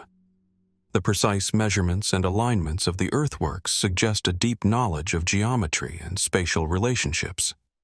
Could the builders of Taosi have been using these geometric principles to map out the movements of the stars and planets, much like modern astronomers use telescopes and computers to track celestial bodies today? The mystery of the Taosi Observatory is not just about understanding the past.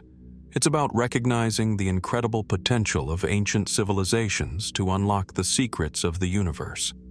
The precision with which the Taosi Observatory was constructed and the advanced tools and methods used to track celestial events suggest that the people of Taosi possessed a knowledge that was far ahead of their time. Yet, much of that knowledge remains hidden, buried within the ruins of the site itself. As we stand before the circular earthworks of Taosi today, we are left to wonder, what astronomical secrets lie hidden within the site's layout? Could the builders of Taosi have encoded a complex system of celestial knowledge that we have yet to fully understand? And perhaps most intriguingly, could the observatory's hidden code be a key to unlocking other ancient mysteries, ones that have eluded us for centuries? The Taosi Observatory remains one of history's darkest and most unanswered mysteries, and as we continue to explore it, we find ourselves questioning the depth of ancient knowledge and the potential for discovery that still lies ahead. What other hidden codes or celestial maps might be waiting to be uncovered, waiting for the right eyes to see them? The answers, it seems, are out there, still hidden beneath the ancient stones of Taosi, waiting to reveal their secrets to those who dare to look. As we move away from the secrets of the Taosi Observatory, we now turn to another enigmatic relic from the ancient world, one that has captivated treasure hunters, scholars, and historians alike for over 70 years. The Copper Scroll, part of the famed Dead Sea Scrolls discovered in the 1940s and 1950s, is a cryptic document that contains a mystery far darker and more tantalizing than any ordinary text.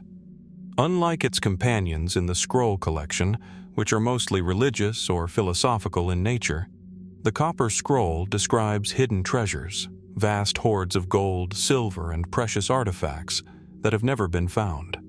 The question remains, what became of the treasure, and where is it now? The Copper Scroll itself is unique. Unlike the papyrus or parchment used in the other Dead Sea Scrolls, this document is made of copper, which was rare and difficult to work with in the ancient world.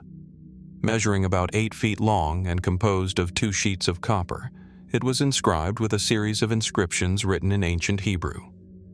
These inscriptions are not typical biblical texts, but instead describe in vivid detail the locations of various treasures, spread out across Palestine. The treasures mentioned in the scroll are said to be hidden in dozens of locations, ranging from caves to temples to even the foundations of buildings. But despite numerous attempts, none of these treasures have ever been definitively found. The Copper Scroll was discovered in 1952 by a Bedouin shepherd in Cave 3 near Qumran, along with the other famous Dead Sea Scrolls. But while the other scrolls offered a wealth of historical, religious, and philosophical insights, the Copper Scroll seemed to tell a different kind of story, one steeped in treasure and mystery. The text is unlike anything else found in the region, offering a tantalizing clue to what could be one of the greatest lost treasures in history. The scroll contains 64 lines of text, listing 64 different locations where treasures are purported to be hidden. These treasures are described in great detail: gold and silver ingots, sacred objects, and even valuable relics. According to the scroll, the treasure was hidden by priests, possibly during the Roman occupation of Palestine, or perhaps even earlier. Some researchers believe that the treasure could be linked to the Jewish temple in Jerusalem, which was looted and destroyed by the Romans in 70 AD. Others think it might be a hoard from the time of the Maccabean revolt, centuries earlier. The treasure described in the Copper Scroll is said to be vast. One entry describes a treasure hidden under the ruins of a fortress containing 17 talents of gold, while another mentions a cave at the mouth of the ravine filled with piles of silver. Some of these locations appear to have specific geographic references, while others remain vague, offering only cryptic clues that have yet to be interpreted. In total, the scroll details treasures worth millions, if not billions, in today's currency. However, despite numerous attempts by archaeologists, treasure hunters, and scholars, none of these treasures have been uncovered. The mystery of the Copper Scroll's treasure has led to a variety of theories about why these treasures remain hidden and where they might be located. One of the most widely accepted ideas is that the treasures were hidden by Jewish priests in the chaos leading up to the Roman destruction of Jerusalem. The looting of the temple was a traumatic event for the Jewish people, and it is thought that the priests may have hidden the treasures to protect them from the Romans. But why write the details down on a copper scroll? And why not make the location of the treasures clearer? Could the document be a decoy, meant to mislead later generations? Or was it simply that the locations were known only to a select few, and the secrets of the Copper Scroll were lost when those who knew them died or disappeared? Another theory suggests that the treasure described in the Copper Scroll was never meant to be found. Some believe that the scroll could have been created as part of a religious or political scheme, perhaps to strengthen the legitimacy of a particular group or faction within the Jewish community at the time. Could the scroll have been a document designed to spark hope and inspire rebellion among the Jewish people during a time of oppression, promising the return of the sacred treasures? If so, the hidden treasure could have been little more than a symbol, a promise of divine restoration, rather than a literal hoard of gold and silver. In addition to these more conventional theories, there are those who have speculated about more fantastical explanations for the missing treasure. Some believe that the treasure described in the Copper Scroll could be linked to other lost treasures in the region, such as the Ark of the Covenant, which has been the subject of intrigue and mystery for centuries. According to this theory, the treasures of the Copper Scroll were not merely material wealth, but sacred objects of immense spiritual significance, hidden away for a future time when they would be revealed. Could the Copper Scroll be part of a larger, more complex puzzle that involves the fate of the Ark itself? Then there are those who propose a more mystical or esoteric explanation. Some suggest that the treasure of the Copper Scroll was hidden not just in physical locations, but in a hidden or symbolic way, meant to be uncovered only by those who possess the right knowledge or understanding. Could the treasure be hidden within the scroll's very text?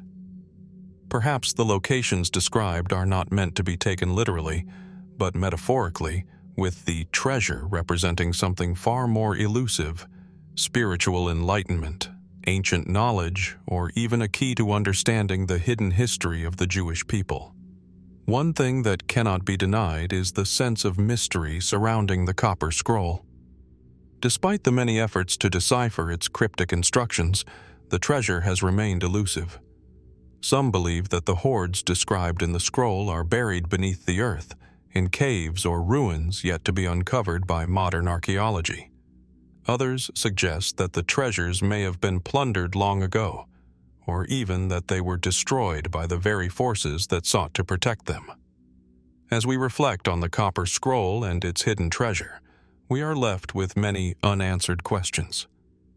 What happened to the treasure described in the scroll? Was it hidden to protect it from the Romans, or was it a fabrication meant to inspire hope and rebellion?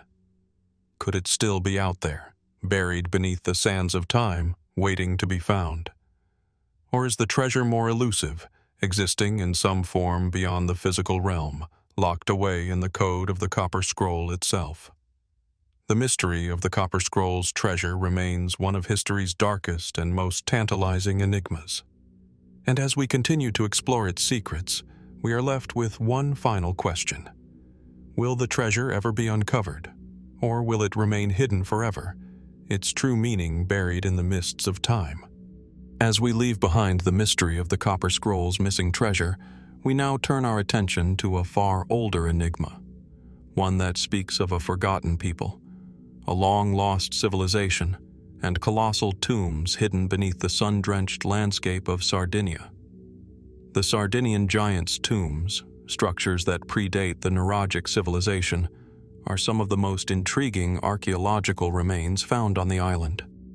These tombs, built of large stone blocks and shrouded in mystery, are thought to be the burial places of an ancient people, whose identity and culture remain largely unknown.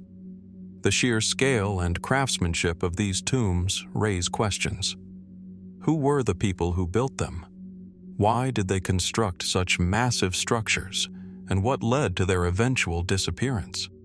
The Sardinian giants' tombs, known locally as Tombe dei Giganti, are scattered across the island of Sardinia, particularly in its northern and central regions. These tombs, some of which measure up to 30 meters in length, consist of long stone chambers flanked by large, upright stones, creating a striking visual that evokes images of ancient, monumental burial sites. The most famous of these tombs, the Tomb of the Giants at Coduvecchio, is a grand structure made up of a long corridor leading to a circular chamber, all enclosed by a high stone wall. The tomb's entrance is flanked by two large slabs, reminiscent of monumental gateways that seem to guard the sanctity of what lies within. The tombs themselves are often characterized by their impressive size and construction.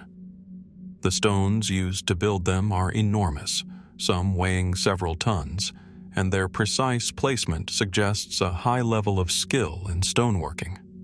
The chambers within the tombs are long and narrow, typically built in the shape of a corridor or a semicircular chamber, with a large slab at the back that likely served as a burial platform. The sheer effort required to construct these tombs raises an important question. How did the builders, whose exact identity remains unclear, manage to construct such massive structures with the limited tools available to them in the pre-Nuragic period? Scholars have long debated the origins of the Sardinian giants' tombs. Most agree that they were built sometime between the Late Bronze Age and Early Iron Age, around 1500 BC to 900 BC, though the precise dating remains uncertain. They predate the more well-known Nuragic civilization, which would rise to prominence on the island around 1000 BC. This raises an intriguing question. Who were the people responsible for constructing these monumental tombs, and what was their connection to the later Nuragic culture? The tombs are thought to have been built by a pre-Nuragic people, often referred to as the Giants' people, due to the scale of the tombs and the size of the stones used. While this term is more mythological than factual, it points to the awe-inspiring nature of these burial structures. The people who constructed the tombs are believed to have had a complex society, one capable of organizing large-scale labor projects. The precise nature of their culture, however, remains elusive. Some scholars suggest that they were part of a broader Mediterranean culture that had contact with other ancient peoples of the time, such as the Mycenaeans and the Phoenicians, while others believe that the people responsible for the tombs were indigenous to Sardinia, with their own unique culture and traditions. One of the most perplexing aspects of the Sardinian giants' tombs is the fact that they appear to be part of a broader, island-wide funerary tradition. These tombs are not isolated structures, but are part of a network of similar sites scattered across the island. Some experts speculate that the tombs were linked to a form of ancestor worship, with the deceased believed to hold a powerful guiding presence over the living. The size and grandeur of the tombs suggest that the people who built them had a deep reverence for the dead and a strong belief in the afterlife. The large stone slabs that mark the entrances of these tombs, often adorned with carvings or reliefs, may have served as markers of spiritual significance, acting as a threshold between the living world and the realm of the ancestors. But despite these theories, the exact purpose of the tombs remains a mystery. Were they the burial sites of powerful leaders or elite figures? Or were they communal tombs designed to honor entire families or clans? The scale of the tombs suggests the former, but without more concrete evidence, it's impossible to say for certain. What is clear, however, is that the people who built these tombs possessed a sophisticated understanding of architecture and engineering. The fact that the tombs have stood the test of time, surviving thousands of years in an often harsh and unpredictable climate, speaks to the durability of the structures and the advanced techniques employed in their construction. Another intriguing feature of the Sardinian giants' tombs is the alignment of many of them. Some of these tombs appear to be oriented with particular celestial events, such as the rising and setting of the sun, or specific lunar phases. This has led some researchers to suggest that the builders of the tombs had a deep understanding of astronomy, using the tombs as a kind of celestial calendar to mark important events in the agricultural or religious cycle. Could the positioning of the tombs reflect an ancient, forgotten knowledge of the stars and the movements of the heavens? Despite these tantalizing clues, the true nature of the Sardinian giants' tombs remains elusive. Numerous theories have been put forward to explain their purpose and origins, but none can fully account for the scope and grandeur of the structures. Some researchers have suggested that the tombs were part of a much larger religious or social system, one that spanned the entire island. Others have proposed that the tombs were part of a wider Mediterranean network of tomb-building cultures, connected by shared beliefs and practices. Could the Sardinian giants' tombs be the remnants of an ancient, lost civilization, one that left no written records but whose monuments still stand, defying time and the elements? Perhaps the most tantalizing possibility is that the Sardinian giants' tombs are part of a larger mystery, one that connects them to other ancient burial sites around the world. There are echoes of similar structures in other parts of the Mediterranean and even as far away as the British Isles, where the ancient burial mounds of the Celts and the mysterious stone circles of the British Isles bear a striking resemblance to the Sardinian tombs. Is it possible that these cultures were connected in ways that we have yet to fully understand? Were the builders of the Sardinian giants' tombs part of a much larger transcontinental network of ancient peoples, united by a shared reverence for the dead and an advanced understanding of the natural world? As we stand before the towering stones of the Sardinian giants' tombs, we are reminded of the mysteries that remain hidden beneath the surface of history. The identity of the people who built these monumental structures, the purpose of their tombs, and the reasons for their eventual disappearance are questions that continue to elude us.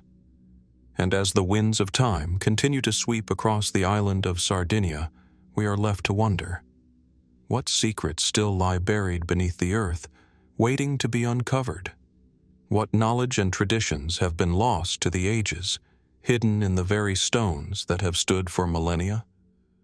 The answers, it seems, are still out there, waiting to be discovered. As we leave behind the ancient giants of Sardinia, we now turn to a civilization whose enigmatic capital was erased almost entirely from history, a place where the grandeur of a once mighty city now lies buried beneath the sands of time, forgotten by the very people it was built to glorify. The city of Akhetaten, founded by the pharaoh Akhenaten during Egypt's New Kingdom, was once a shining symbol of revolution, a city dedicated to the worship of a single, all-powerful sun god, Aten. Yet, after Akhenaten's death, Akhetaten was abandoned, and its very existence was deliberately wiped from the historical record. But why was this capital erased? And what remains of its once thriving streets and temples? Akhetaten, located in present-day Amarna, Egypt, was not just a city, it was an experiment in religious and political revolution. Akhenaten, who ruled during the 18th dynasty around 1350 BC, sought to shift the very foundations of Egyptian society. In a radical departure from centuries of polytheism, he instituted the worship of Aten, the sun disk, as the sole god. To reflect this dramatic shift, Akhenaten constructed a new capital, Akhetaten, on the banks of the Nile, a place that would embody his vision of divine monotheism. The city was a marvel of its time, designed to reflect the power and centrality of the sun. Wide streets, grand palaces, and monumental temples were built to honor Aten, and for a time, Akhetaten was a flourishing metropolis. But Akhenaten's reign ended abruptly in 1336 BC, and with his death, the fate of Akhetaten itself seemed sealed. His successor, the boy king Tutankhamun, reversed his father's radical religious reforms, reinstating the worship of the traditional gods of Egypt. Almost immediately, the new rulers sought to dismantle Akhenaten's legacy, abandoning Akhetaten and moving the capital back to Thebes. The city of Akhetaten, once a beacon of Akhenaten's religious vision, was left to decay. But the story does not end there. What is perhaps most intriguing is not just the city's abandonment, but the manner in which it was erased. Akhenaten's successors did not merely neglect the city. They systematically attempted to erase all traces of it. The temples dedicated to Aten were defaced, the royal palace left to ruin, and the records of Akhenaten's reign were deliberately destroyed. The ancient Egyptians were meticulous about their history, and the erasure of Akhetaten from their records suggests a deliberate campaign to expunge the memory of Akhenaten and his controversial reign. Even the name Akhetaten was erased from the annals of Egypt's official history, and subsequent pharaohs refused to acknowledge its existence. Why would such a powerful civilization go to such lengths to obliterate the memory of one of its own rulers? The reasons behind this erasure are still a matter of debate. Some scholars suggest that the decision to abandon Akhetaten and erase its history was driven by a deep desire to return to Egypt's traditional polytheistic beliefs. Akhenaten's monotheistic revolution had alienated powerful factions within the priesthood, particularly the priests of Amun, whose god had once been the most prominent in Egyptian religion. With Akhenaten's death, those priests would have been eager to restore the old order and erase any trace of their rival's influence. Akhenaten's reign was also marked by a series of economic and political struggles. His radical changes in religious practices may have been too much for Egypt's established elites, leading to his erasure as a way to reclaim the old status quo. Another theory points to the fear that Akhenaten's vision was seen as a threat to the divine legitimacy of the pharaohs themselves. The radical nature of Akhenaten's reforms and the way he removed traditional religious practices may have left his successors feeling insecure about their own reigns. To avoid association with such a controversial figure, they might have sought to erase all traces of Akhenaten's influence, believing that this would restore stability to the country and strengthen their own rule. In the face of political and social upheaval, the memory of Akhenaten and his bold reforms could have been seen as a dangerous legacy. But the mystery deepens when we consider what happened to Akhetaten after its abandonment. Today, the ruins of the city lie scattered across the desert landscape, its once grand structures now little more than crumbling remnants. The temples of Aten, once so awe-inspiring, are now little more than piles of rubble, their inscriptions erased, their sculptures defaced. Yet, even in its ruins, Akhetaten speaks to us of its former glory, with a strange sense of abandonment that lingers in the air. The city's layout, its wide streets and grand open spaces, suggests a carefully planned urban center designed to reflect the grandeur of the sun god. But what has remained hidden beneath the surface? What secrets might still be buried in the ruins of Akhetaten, waiting to be uncovered? Recent excavations in the area have revealed some fascinating clues. Among the ruins, archaeologists have uncovered the remains of Akhenaten's own royal tomb, though it too was looted and left incomplete. Artifacts from the city, such as pottery, jewelry, and even fragments of inscriptions, offer a glimpse into the life of the people who once lived there. Yet despite these discoveries, much of the city's history remains shrouded in mystery. Some believe that more significant treasures may lie buried beneath the sands, treasures that could offer us further insight into the life and reign of Akhenaten. Could there be undiscovered chambers beneath the ruins, untouched by looters, that contain records or artifacts that could shed light on the true nature of Akhenaten's reign? But even more tantalizing is the possibility that Akhetaten's erasure was not just a political act, but a spiritual one. Akhenaten's vision of Aten as the sole god of Egypt was radical not just for its religious implications, but for its philosophical depth.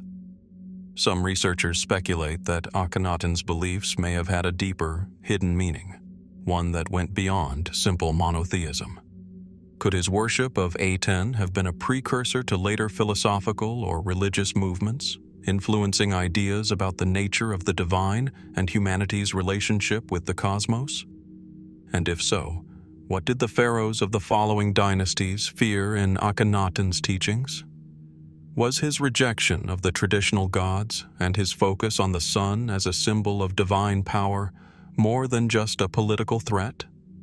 Could there have been esoteric knowledge encoded in his reforms that was intentionally suppressed? Despite the erasure of Akhetaten and Akhenaten's reign from Egypt's official history, the city itself continues to provoke fascination and intrigue.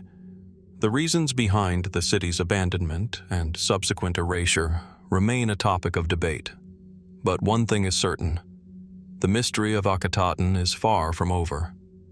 With each new excavation, new questions arise. What were the true motivations behind the erasure of Akhenaten's capital? What knowledge and treasures have been lost to history? And why, after thousands of years, does the memory of Akhetaten continue to haunt the sands of the desert? as we stand before the ruins of Akhetaten today, we are reminded of the power of history to shape the present.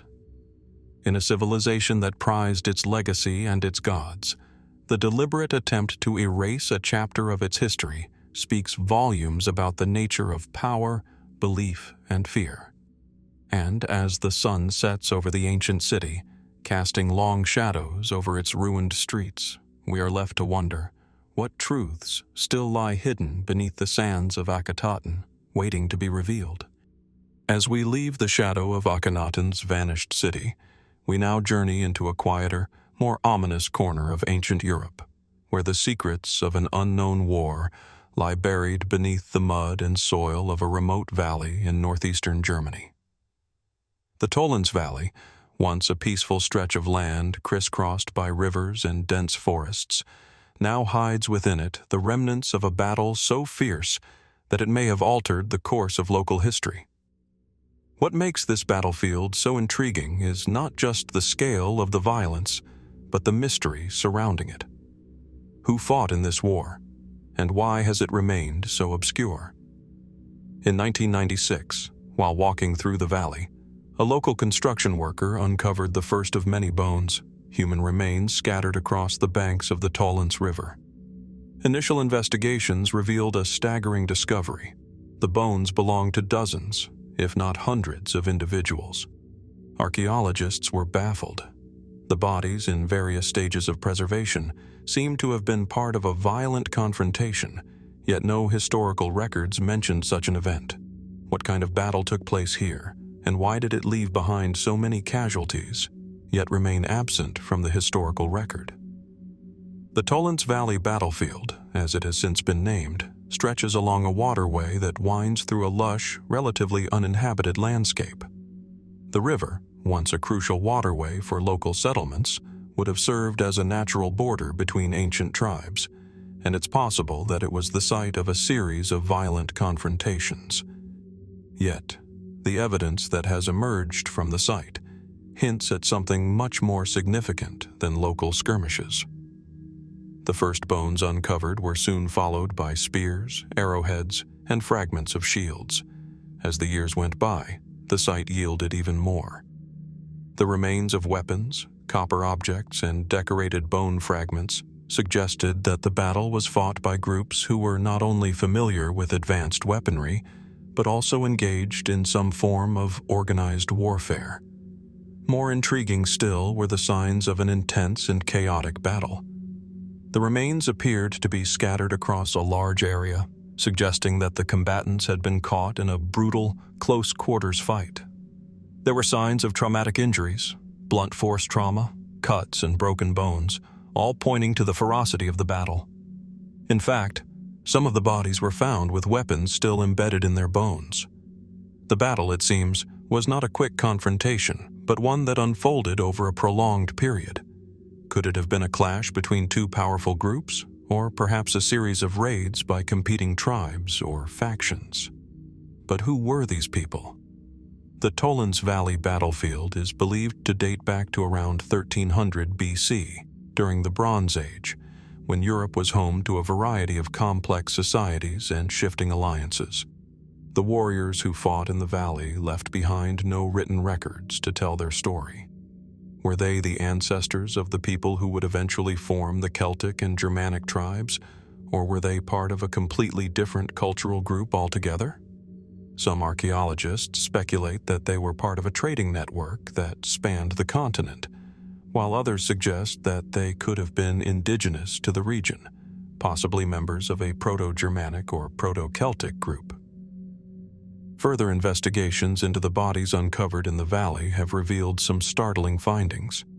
Many of the remains show signs of physical stress, suggesting that the individuals had lived harsh, warrior-like lives. The majority of the remains belonged to adult men, but there were also signs that women and children may have been involved, or at least present, in the aftermath of the conflict. The gendered distribution of the bodies raises another question. If this was a battle between male warriors, why were there signs that the dead included individuals who would not typically be on the front lines of combat? Was this a battle fought by an entire society, not just a professional warrior class?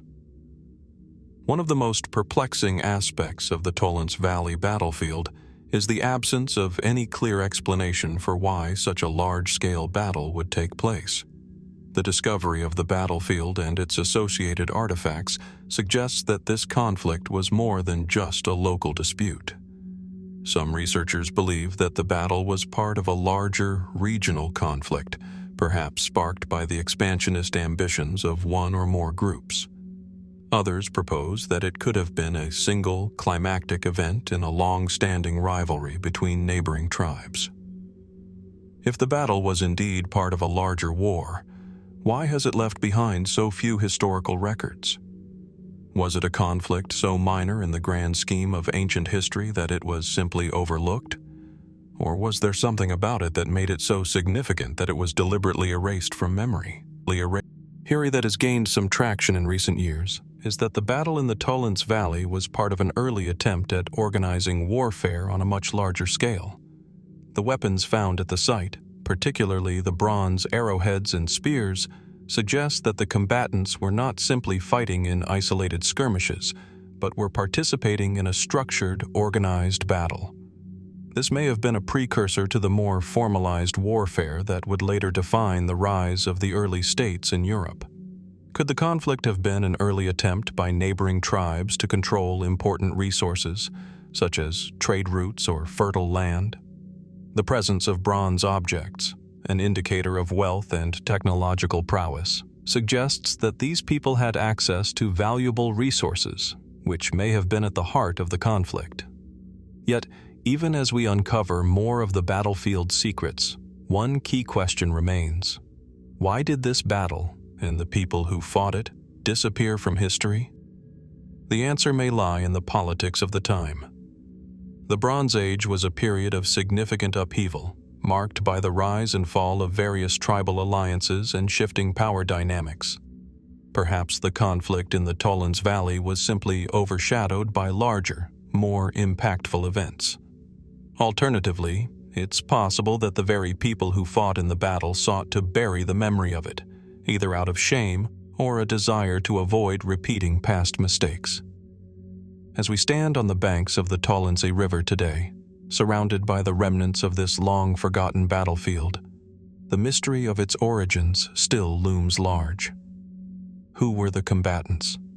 What drove them to fight in such a violent, desperate conflict? And why has this battle remained so obscure, hidden beneath the earth for millennia, its story untold? The discoveries made in the Tollense Valley suggest that this battle was not a small, isolated event, but part of something larger, something that has yet to be fully understood. And as more research is conducted, more questions arise. What else might the valley hold? Are there more bodies yet to be discovered?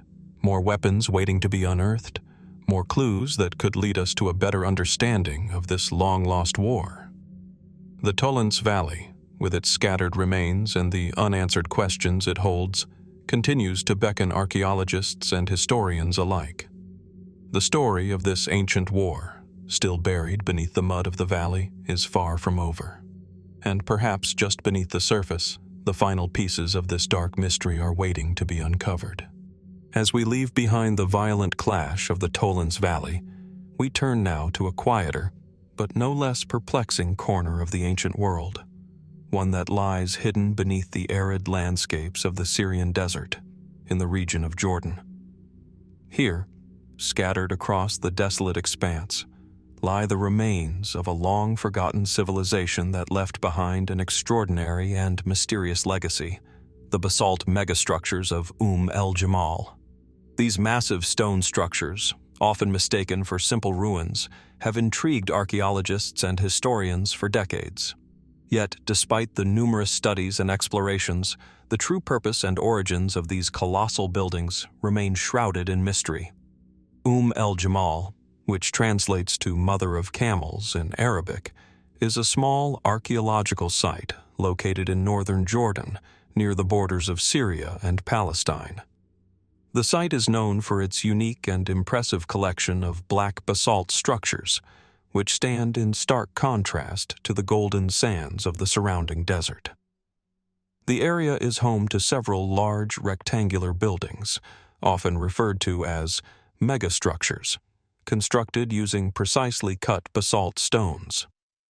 These structures, some of which date back as far as the 1st century BC, are believed to have once served as both residential and religious buildings, but their purpose remains unclear. The scale of the buildings is astonishing. Some of the walls reach heights of up to 10 meters, and the stones used to construct them are enormous, weighing several tons each. The precision with which the stones were cut and fitted together suggests a level of craftsmanship and engineering knowledge that was far ahead of its time. But the question remains: why were these massive structures built in such a remote, barren location? And why were they abandoned after only a few centuries, leaving behind only their stone skeletons? The mystery deepens when we consider the people who built these structures. The history of el-Jimal is often linked to the ancient Nabateans, the same people who constructed the famous city of Petra. The Nabateans were known for their advanced knowledge of water management, as well as their architectural prowess, which is evident in the impressive rock-cut structures of Petra. It is thought that the Nabateans settled in the el-Jimal area sometime around the 1st century BC, constructing their basalt buildings as part of a larger settlement that may have been a center of trade or religious activity. However, the evidence is not conclusive. Some scholars argue that the Nabateans were not the original builders of the megastructures, but rather the successors of an even older civilization, one whose existence remains largely unknown. There are signs that the site may have been occupied as early as the 4th century BC, long before the rise of the Nabatean kingdom. If this is true, then the purpose of the structures and the identity of the people who built them becomes even more enigmatic. The megastructures at el-Jimal are not the only mystery surrounding the site. Over the years, archaeologists have uncovered a number of intriguing artifacts and inscriptions that point to a complex and diverse society. Among the finds are pottery, jewelry, and tools that suggest the presence of a thriving community. However, despite the wealth of material evidence, there are no written records that can shed light on the identity or motivations of the people who built these structures. This lack of written documentation is particularly frustrating, as it makes it difficult to understand the social and religious practices of the people who once lived here. One of the most striking features of the site is the presence of numerous large courtyards and open spaces within the buildings. These areas appear to have been used for communal activities, possibly for religious ceremonies or social gatherings. Some researchers speculate that the megastructures were part of a larger religious complex, perhaps dedicated to a forgotten deity or a now unknown religious practice. The layout of the buildings, with their large open courtyards and the orientation of the structures, suggests that the builders had a deep understanding of astronomy and cosmic alignment. Could the site have had some celestial or astrological significance, with the buildings designed to align with specific solar or lunar events? Another theory posits that the structures at el-Jimal were part of a larger network of trade settlements, functioning as a key stop along ancient trade routes that connected the Arabian Peninsula with the Mediterranean world. The Nabateans, known for their extensive trading networks, may have used el-Jimal as a hub for the exchange of goods, such as spices, incense, and precious metals. The size and complexity of the megastructures could then be seen as evidence of the wealth and importance of the settlement. But if this was a bustling center of commerce, why did it fall into ruin so quickly? And why was it abandoned at a time when other Nabatean cities like Petra were thriving? There is also the question of the sudden abandonment of el-Jimal. By the 5th century AD, the site had been largely deserted, and no clear explanation has been found for why the once thriving settlement was abandoned. Some suggest that the area was affected by changes in climate, perhaps a prolonged drought that made the region inhospitable for agriculture and trade. Others propose that the decline of the Nabatean kingdom, coupled with increasing pressures from neighboring empires, led to the downfall of the settlement. Could the people of el-Jimal simply have been displaced by political or environmental factors? Or was the site intentionally abandoned, its people scattering to other regions in search of a new life? Despite the mysteries that still surround el-Jimal, ongoing excavations continue to yield fascinating discoveries.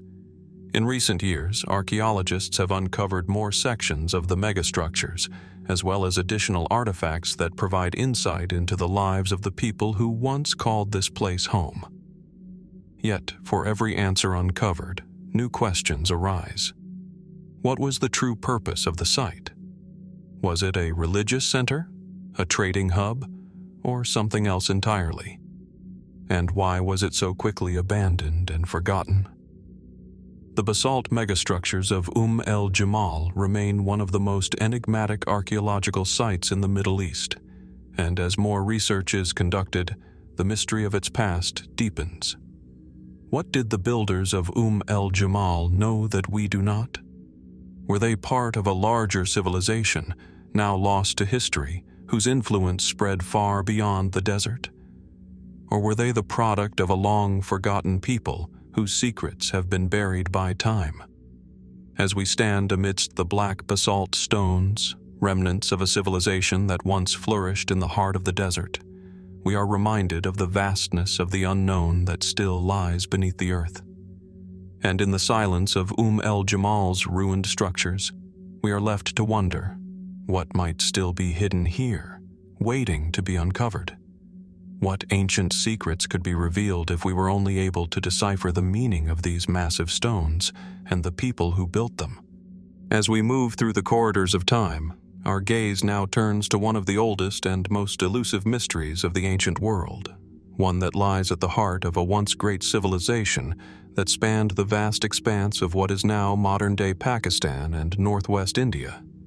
The Indus Valley civilization, which flourished around 3000 to 1500 BC, was a remarkable society with sophisticated cities, intricate drainage systems, and a thriving economy built on trade. Yet, despite its monumental achievements, the mystery of its writing system, the Indus script, remains unsolved to this day. The story of the Indus script begins with the discovery of the Indus Valley's ancient cities, most notably Harappa and Mohenjo-Daro. These cities, whose remains still evoke awe, were once centers of culture, trade, and technological innovation.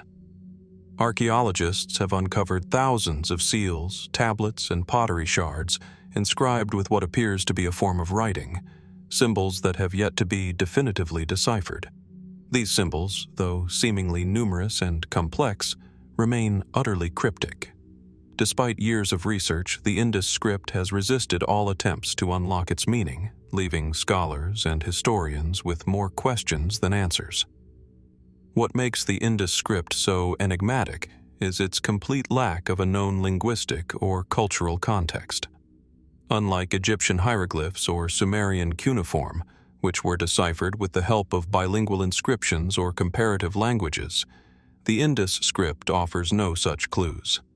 There is no Rosetta Stone to serve as a key, no bilingual inscriptions that might offer a starting point for understanding the symbols.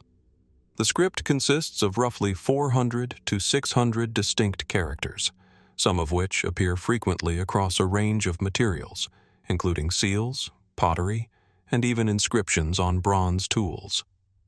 The symbols themselves are often compact, with some resembling stylized animals or abstract shapes, while others resemble human-like figures or geometric patterns. The mystery deepens when we consider the fact that the Indus Valley civilization appears to have disappeared around 1500 BC, possibly due to a combination of environmental changes, invasions, or internal collapse. With the fall of the civilization came the abandonment of its cities, and the script, too, faded into obscurity. Unlike the written records of Mesopotamia or Egypt, the Indus script did not survive the passage of time. No known records or manuscripts were preserved, and with them, any knowledge of the language and culture of the people who used it. What could have happened to such a profound writing system? Was it deliberately abandoned, or did it fall out of use as the civilization collapsed? One of the most perplexing aspects of the Indus script is its apparent lack of a direct connection to any known language family. The symbols do not bear any resemblance to the scripts of neighboring ancient civilizations, such as Sumerian, Akkadian, or Egyptian, which suggests that the people of the Indus Valley may have spoken a language entirely unrelated to those of the ancient Near East. Some linguists have suggested that the script may represent a Dravidian language, which is still spoken in parts of southern India today, but there is no definitive evidence to support this theory.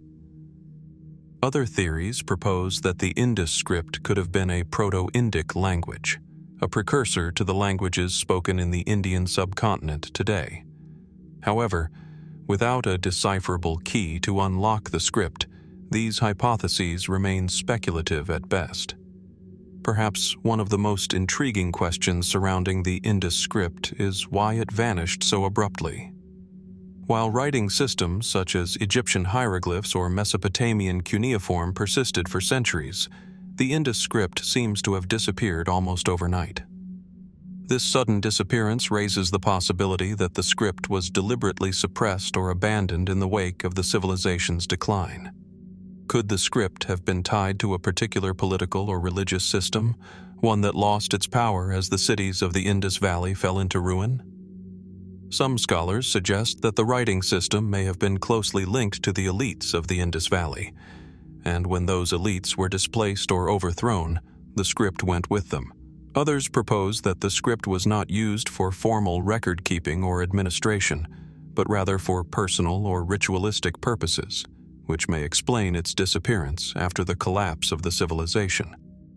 Another possibility is that the collapse of the Indus Valley civilization was linked to environmental changes, such as shifts in the monsoon patterns or river courses, which may have led to the abandonment of the cities.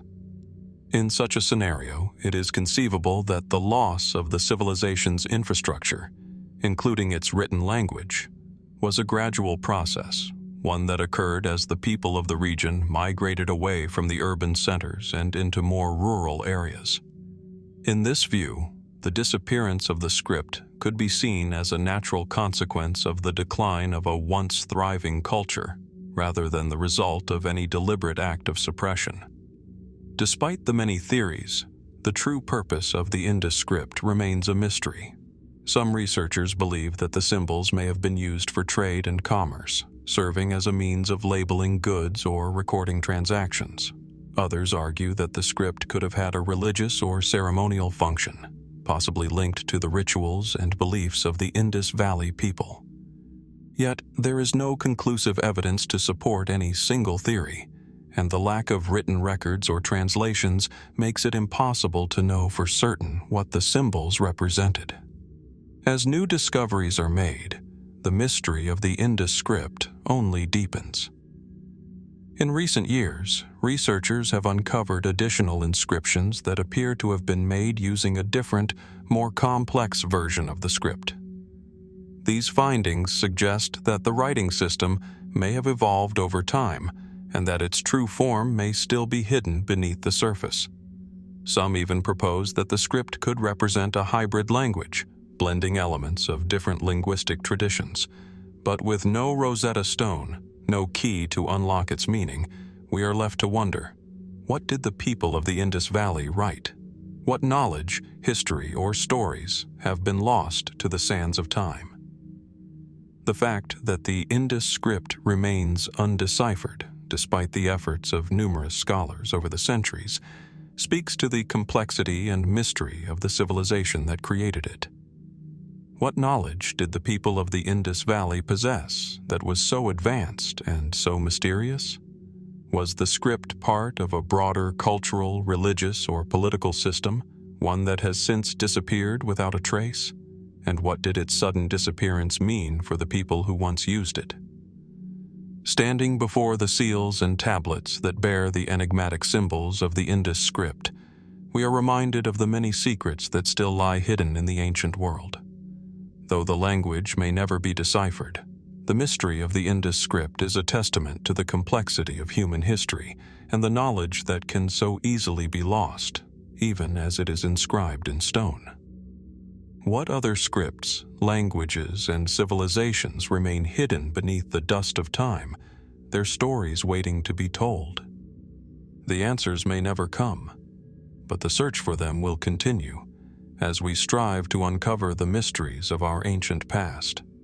After uncovering the forgotten script of the Indus Valley, we now turn to a more elusive mystery hidden beneath the tranquil waters of Kyrgyzstan's Lake Issyk-Kul, a place that, to this day, harbors the remains of an ancient city said to be submerged beneath its depths. Known as the Phantom City, this lost settlement has been the subject of speculation for centuries. What once lay at the heart of the Great Silk Road may now rest beneath the cool, crystalline waters of one of Central Asia's largest and deepest lakes. But what is the truth behind the Phantom City, and what lies buried beneath the lake's surface?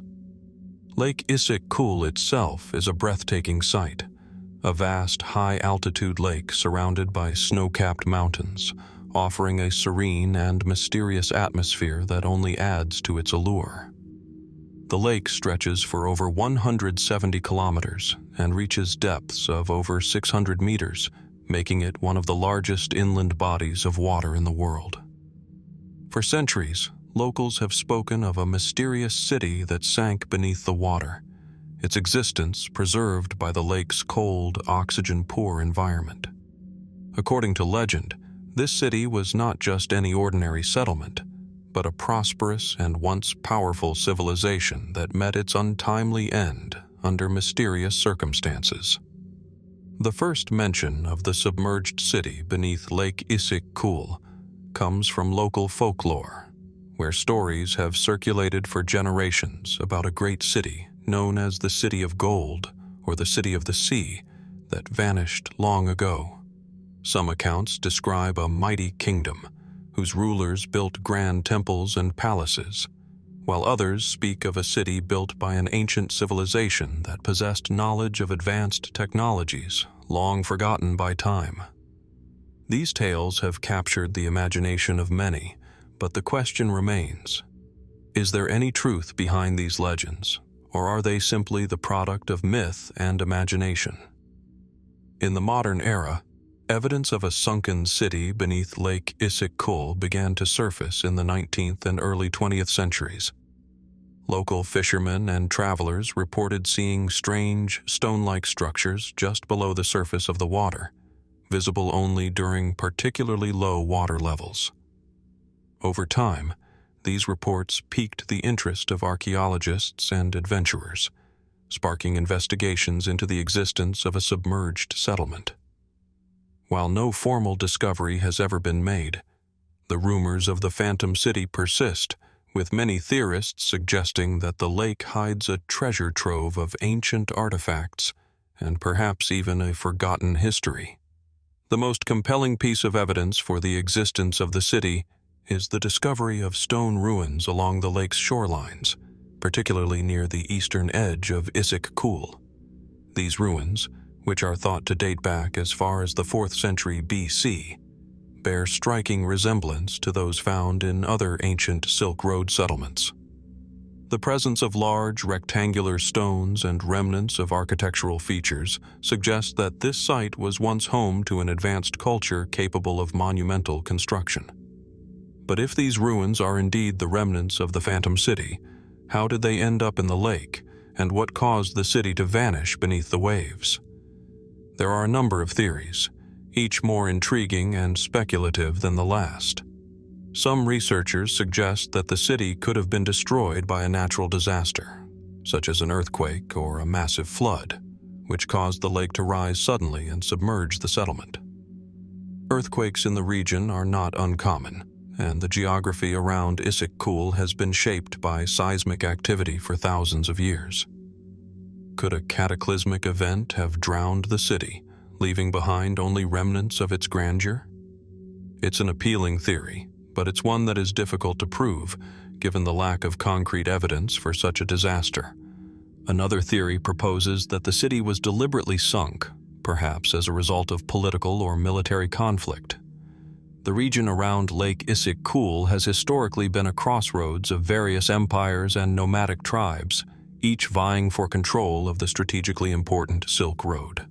Could the city have been destroyed by invading forces, or was it submerged to protect its wealth and knowledge? The idea of a deliberate sinking aligns with certain historical narratives of ancient civilizations that employed such drastic measures to protect their secrets or treasures. Yet another theory suggests that the Phantom City could have been the site of an advanced civilization, one far ahead of its time, whose knowledge and technology were lost in a series of mysterious events. According to some, the city could have been the center of an ancient society that possessed technologies and wisdom that were later erased from history. This theory, while speculative, raises an intriguing possibility. Could the people of the city have known something that allowed them to harness the power of the lake itself? The idea that such a civilization could have had a profound understanding of water management, energy, or other advanced technologies is both captivating and unfathomable. Was this knowledge lost forever when the city sank, or could it still be buried beneath the water, waiting to be rediscovered? Despite these theories, concrete evidence of the submerged city has proven difficult to obtain. Efforts to conduct underwater archaeological surveys have been hindered by the lake's depth and its murky waters. While some expeditions have used sonar technology to map the lake's floor, very few tangible findings have been documented. In fact, many of the reports about stone structures beneath the water remain anecdotal, with little scientific verification to support them. Could it be that the Phantom City exists only in the realm of legend and folklore, a captivating story passed down through generations? And yet, the lack of definitive answers only adds to the mystery of Lake Issyk-Kul. What if the city does exist, hidden beneath the water, waiting for the right technology or the right person to uncover its secrets? What treasures might it hold, and what stories might it tell about a civilization that was once lost to time? The very idea that an entire city could be preserved beneath the surface of a lake, shrouded in mystery for centuries, evokes a sense of awe and wonder. As we consider the possibilities, one thing becomes clear. The Phantom City of Lake Issyk-Kul remains one of history's most tantalizing unsolved mysteries. Whether it was the victim of a natural disaster, a deliberate act of destruction, or the last remnant of an advanced ancient civilization, its story continues to elude us. The city's secrets, if they exist, are still waiting to be uncovered, hidden beneath the lake's dark waters and the veil of time. Standing on the shores of Lake Issyk-Kul today, with the wind gently rippling the water and the distant mountains standing silent in the background, it is impossible not to wonder, what lies beneath those serene waves? Could the Phantom City be more than just a myth, or will it remain forever out of reach, lost to history and buried in the depths of the lake? As we leave behind the murky depths of Lake Issyk-Kul, we turn our attention now to the distant shores of the Indian Ocean, where another long-lost mystery waits to be uncovered, one that once played a crucial role in the trade networks of ancient Africa. The forgotten empire of Rapta, mentioned by early Greek and Roman historians, once stood as a beacon of wealth and cultural exchange, but today it is little more than a name in ancient texts, its location and significance shrouded in mystery. What was Rapta, and why does it remain one of the most elusive trade empires of antiquity? Imagine standing on the sun-drenched coast of East Africa, the endless horizon of the Indian Ocean stretching out before you. The rhythmic sound of the waves crashing against the shore masks the untold stories of this ancient land, where traders from far-flung corners of the world once converged. Along these shores, on an unnamed stretch of coast, was Rapta, a city, or perhaps a series of settlements, whose influence reached from the shores of Africa to the distant lands of the Arabian Peninsula, India, and beyond. The earliest accounts of Rapta come from Greco-Roman sources, particularly the works of the Greek explorer and geographer Claudius Ptolemy and the Roman merchant Periplus of the Erythraean Sea. In their writings, Rapta is described as a thriving port city located on the southeastern coast of Africa, somewhere near the region of modern-day Tanzania, although the exact location remains uncertain.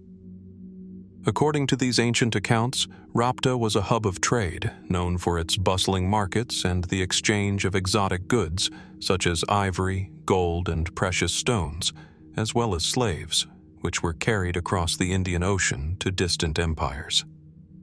Yet, despite its prominent position in ancient trade routes, Rapta is not mentioned in any archaeological records, and its precise location has eluded researchers for centuries. What was it about this mysterious empire that caused it to disappear from history? Could the city have been swallowed by the sea, lost to time and erosion, or did its people simply vanish without leaving a trace? The most tantalizing clue about Rapta's location comes from the Periplus of the Erythraean Sea, a Greek manuscript written in the 1st century AD. The author describes Rapta as being situated near a river, possibly the Rufiji River, in what is now Tanzania. The city is said to have been a major trading port for the exchange of goods between the African interior and the markets of the Arabian Peninsula, India, and even further west, to the Roman Empire. According to these ancient accounts, the city was also famous for its fine craftsmanship, particularly its use of wood and ivory, materials highly prized by traders of the time.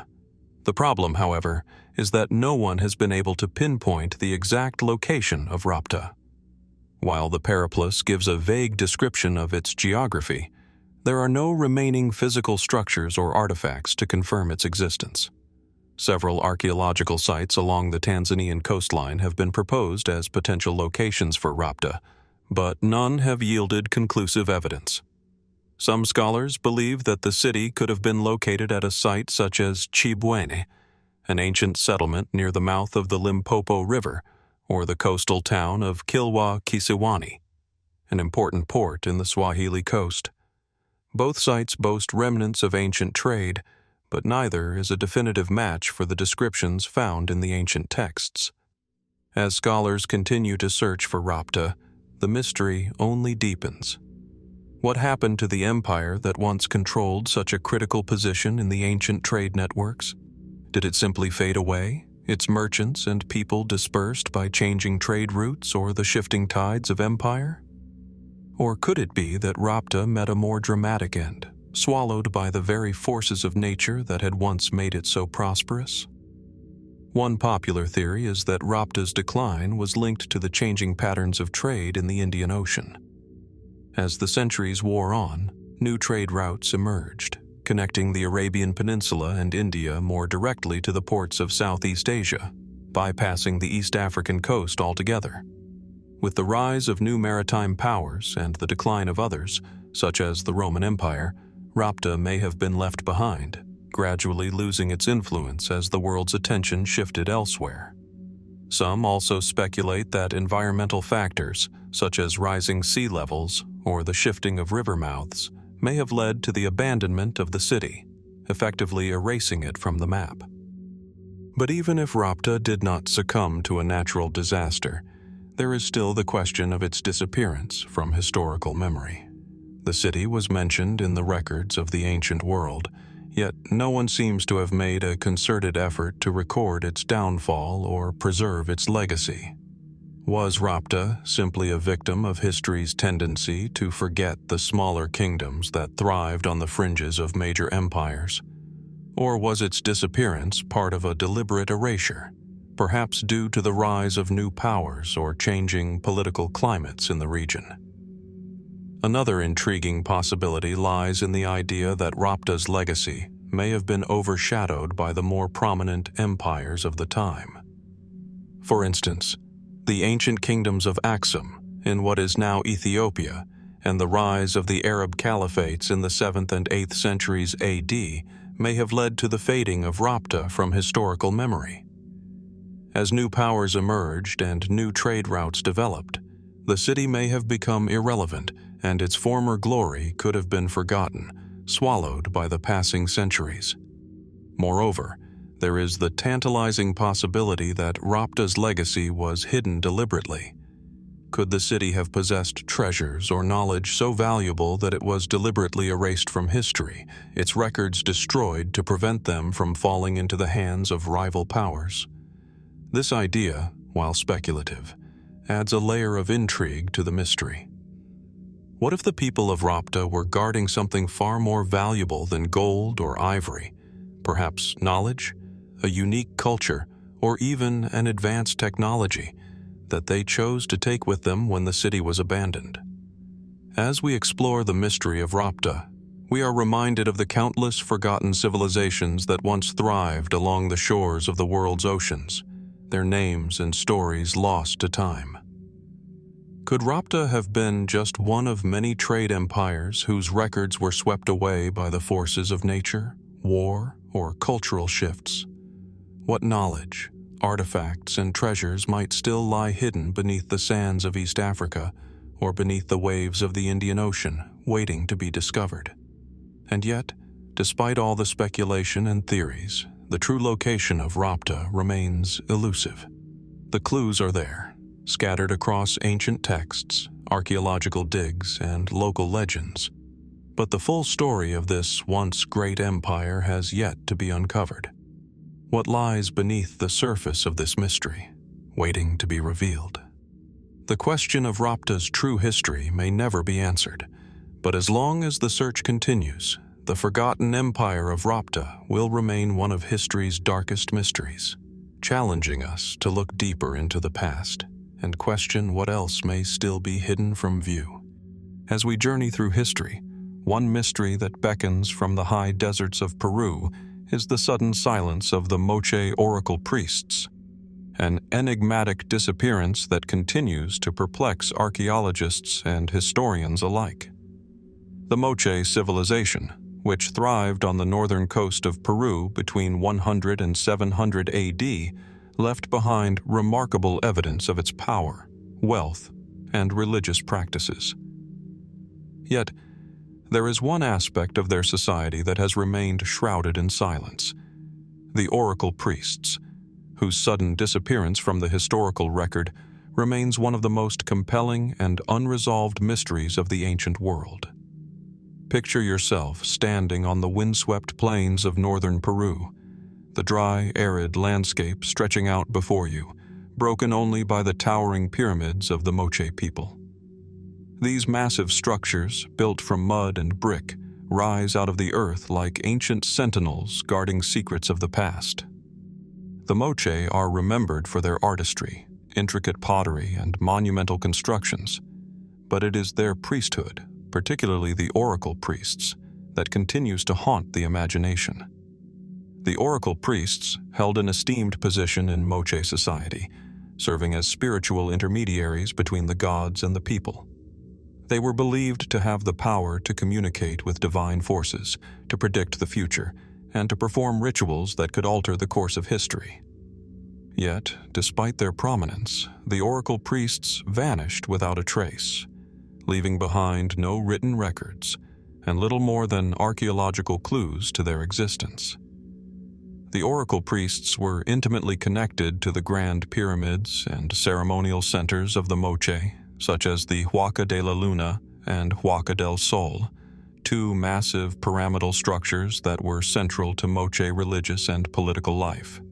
These pyramids, with their carefully constructed walls and grand staircases, housed elaborate murals depicting gods, animals, and human figures engaged in ritualistic activities.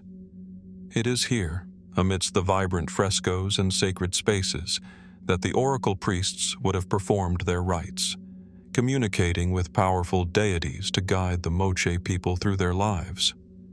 The priests were often depicted in Moche pottery and artwork, shown with elaborate headdresses, ceremonial attire, and staffs, symbols of their power and authority.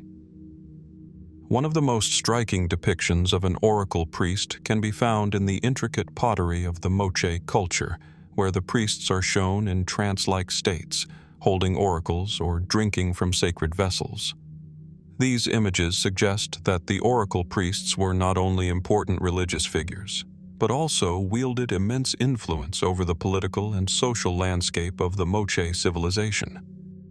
So what happened to these powerful figures, whose role was so vital to the Moche people? The oracle priests did not simply fade away gradually.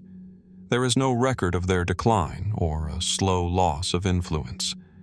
Instead, they vanished in a sudden and mysterious silence, leaving behind a vacuum in both the religious and political spheres. The abrupt disappearance of such a central and influential group begs the question: did the oracle priests abandon their posts, or were they silenced by forces beyond their control? Some scholars believe that the priests' disappearance could be linked to the eventual collapse of the Moche civilization itself. The Moche, like many ancient societies, faced challenges that may have contributed to their downfall: climatic changes, resource depletion, internal strife, and possibly even external invasions. These factors may have disrupted the balance of power within Moche society, leading to a collapse in their religious practices and, by extension, the abrupt cessation of the oracle priest's role. Could the oracle priests have been abandoned or overthrown by a new rising power within Moche society? Did a shift in religious beliefs or political structures lead to their fall from grace? Alternatively, some have speculated that the oracle priest's disappearance was linked to an even more dramatic event: a natural disaster. The region around the Moche heartlands is known for its seismic activity, with earthquakes and occasional volcanic eruptions. Could such a catastrophic event have destroyed the Moche ceremonial centers, including the pyramids where the priests performed their rituals? Archaeological evidence shows signs of damage to some Moche sites, such as the Huaca del Sol, which may have suffered from such an event. If the oracle priests' temples and shrines were destroyed, could their entire power structure have collapsed as well? This theory, though plausible, remains speculative, as no direct evidence of a natural disaster has been conclusively linked to the priest's disappearance. Another possible explanation for the oracle priest's sudden silence involves a more gradual erosion of their influence. The Moche civilization, like many other ancient societies, underwent periods of upheaval, during which religious and political structures were redefined. Could the oracle priests have lost favor with the people or the ruling elite? The rise of new religious movements or competing priesthoods may have overshadowed the power of the oracle priests. If their role was based on their ability to interpret divine will, what would have happened if a new system of belief or governance emerged, challenging their authority? It's possible that the oracle priests were simply supplanted by a new order, their influence waning as the Moche society evolved. Perhaps the most intriguing theory of all, however, lies in the realm of the supernatural. The oracle priests were believed to have a direct connection to the gods, and their ability to perform rituals and make prophecies was considered divine in nature. Could the sudden disappearance of the oracle priests have been interpreted as a sign of divine intervention? Were the priests themselves victims of a divine judgment, punished for some unknown transgression? Some suggest that the Moche may have believed that the gods had abandoned them, a belief that could have shaken the very foundation of their society. If the oracle priests were seen as the earthly conduits of the gods, their disappearance might have been viewed as a signal that the Moche gods no longer wished to communicate with the people. While many theories have been put forward, the true fate of the oracle priests remains uncertain. What we do know is that their disappearance left a significant void in Moche society. The sudden absence of these powerful figures must have had a profound impact on the social and religious fabric of the civilization. Without the priests to guide them, the Moche may have struggled to find direction, leading to the eventual collapse of their once great culture. Today, the ruins of the Moche civilization continue to stand as a testament to the lost world of the oracle priests. The pyramids at Huaca de la Luna and Huaca del Sol, with their stunning frescoes and intricate carvings, offer a glimpse into a time when the oracle priests held sway over the Moche people. Yet, despite the wealth of archaeological evidence, the questions surrounding their sudden disappearance remain unanswered. Did the oracle priests abandon their roles, or were they victims of a greater force? And what does their silence tell us about the fate of the Moche civilization itself? As we gaze upon the ruins of this once thriving culture, we are reminded that even the most powerful empires and their most influential figures can disappear without a trace. The silence of the oracle priests is a haunting reminder of how fragile the line between history and myth can be, and how easily the echoes of a great civilization can fade into the wind. The Moche, their priests, and their secrets may never be fully understood, but the mystery of their silence continues to captivate the imagination, urging us to look deeper into the past for answers that may never come. As we leave behind the quiet echoes of the Moche oracle priests, we turn now to a mystery that has baffled historians, cryptographers, and treasure hunters for centuries. A cryptic enigma carved into stone, whose meaning continues to elude us: the Shugborough inscription. Nestled on the grounds of Shugborough Hall in Staffordshire, England, this seemingly simple sequence of symbols has inspired countless theories, yet remains one of the most unbreakable codes in the history of cryptography. What is it about these strange characters that has captivated the minds of so many, and what might they reveal if decoded? Imagine standing before the grand estate of Shugborough Hall, its stately stone walls and sprawling gardens stretching out beneath a cloud-filled sky. At the center of the estate stands a monument known as the Shepherd's Monument, a sculpture that has puzzled visitors for generations. Embedded into the monument is a sequence of letters and numbers, OUOSVAVV, a cryptic inscription that has baffled both amateur sleuths and professional cryptographers for over 250 years. These letters, arranged in an odd pattern, are accompanied by a series of Latin and Greek symbols, a pair of mysterious inscriptions, and what appears to be a reference to the Holy Grail. But despite decades of investigation, no one has been able to crack the code, leaving the Shugborough inscription as one of history's most enigmatic and enduring mysteries. The monument was commissioned in the late 18th century by the first Earl of Lichfield, Charles Littleton, who was known for his interests in art, architecture, and ancient symbols. The Shepherd's Monument itself is part of a larger landscaped garden, designed to evoke both the classical beauty of ancient Rome and the mysteries of the East. It is said that Littleton was inspired by the works of the French philosopher and historian Count de Saint-Germain, a man rumored to be a master of alchemy, cryptography, and secret societies. The inscription, it seems, was deliberately placed on the monument as a kind of puzzle, an intellectual challenge that would stump future generations, offering a tantalizing glimpse into the secrets that might lie hidden beneath its surface. The letters OUOS5AVV appear in a seemingly random order, yet they are accompanied by an image of a shepherd standing in front of a classical ruin, as well as a number of other symbols and references to the Grail legend. Some have speculated that the letters represent a Latin phrase or sentence, while others believe that they may be a cipher or code that needs to be cracked.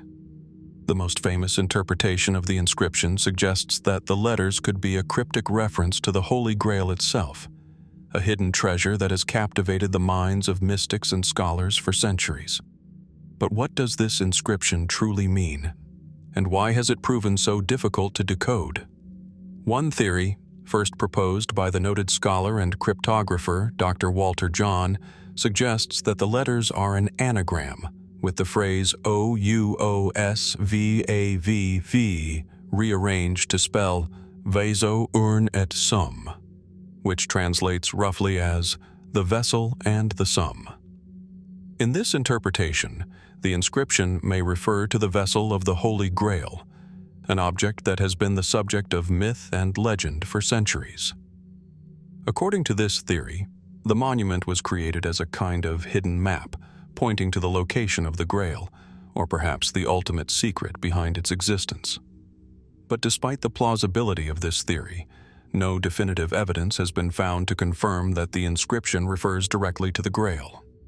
Another popular theory proposes that the inscription is a cipher, a form of code that was designed to be decrypted only by those with the key to its meaning.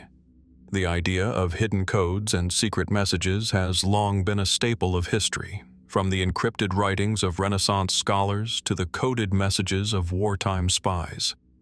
Could it be that the Shugborough inscription is simply a puzzle, an intellectual riddle created by someone with knowledge of cryptographic techniques? If so, who would have been capable of crafting such a complex code, and why was it hidden in plain sight on a monument?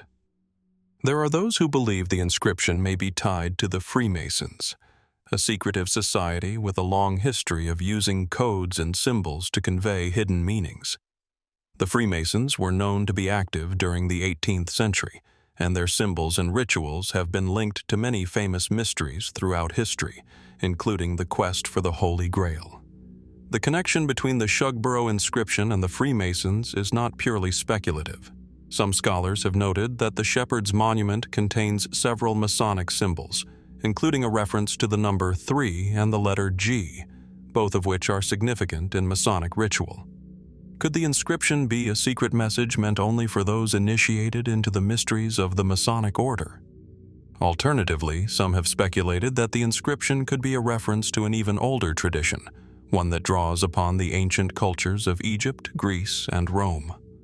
The symbols etched into the monument might not be a mere cipher or code, but rather a complex series of references to a lost knowledge, an intellectual inheritance from a bygone era, preserved for posterity in the form of this monument.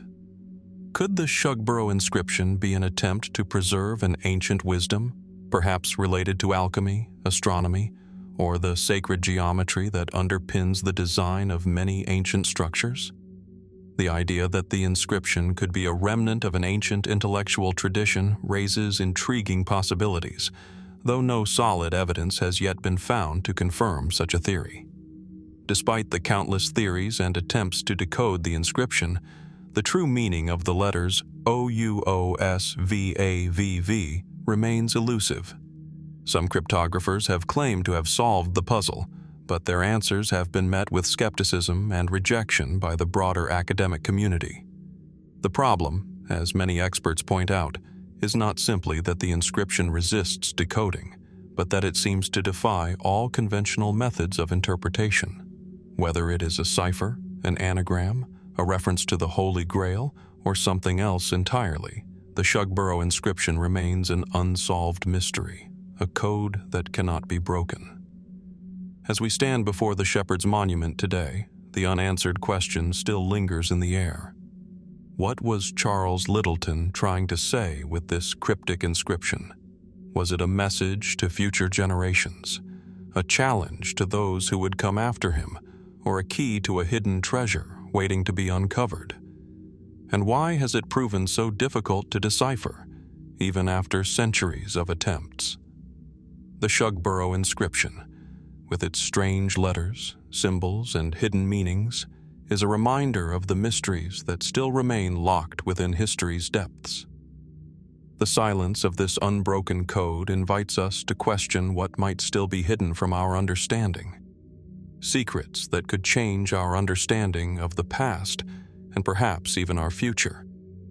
And so, the mystery persists, tantalizing us with the possibility that one day, someone will finally uncover the key to this ancient puzzle. Until then, the Shugborough inscription remains a symbol of the hidden knowledge and forgotten secrets of our past, an enigma that refuses to be solved. As we leave behind the mysteries of the Shugborough inscription, we now turn our attention to the heart of the Yucatan Peninsula, where another enigma awaits us, the vanished library of the Maya in Mani. Situated in what is now the modern-day state of Yucatan, Mexico, the ancient city of Mani holds a chilling secret, a vast collection of knowledge, one of the last great repositories of the Maya civilization's intellectual and spiritual life, which disappeared without a trace.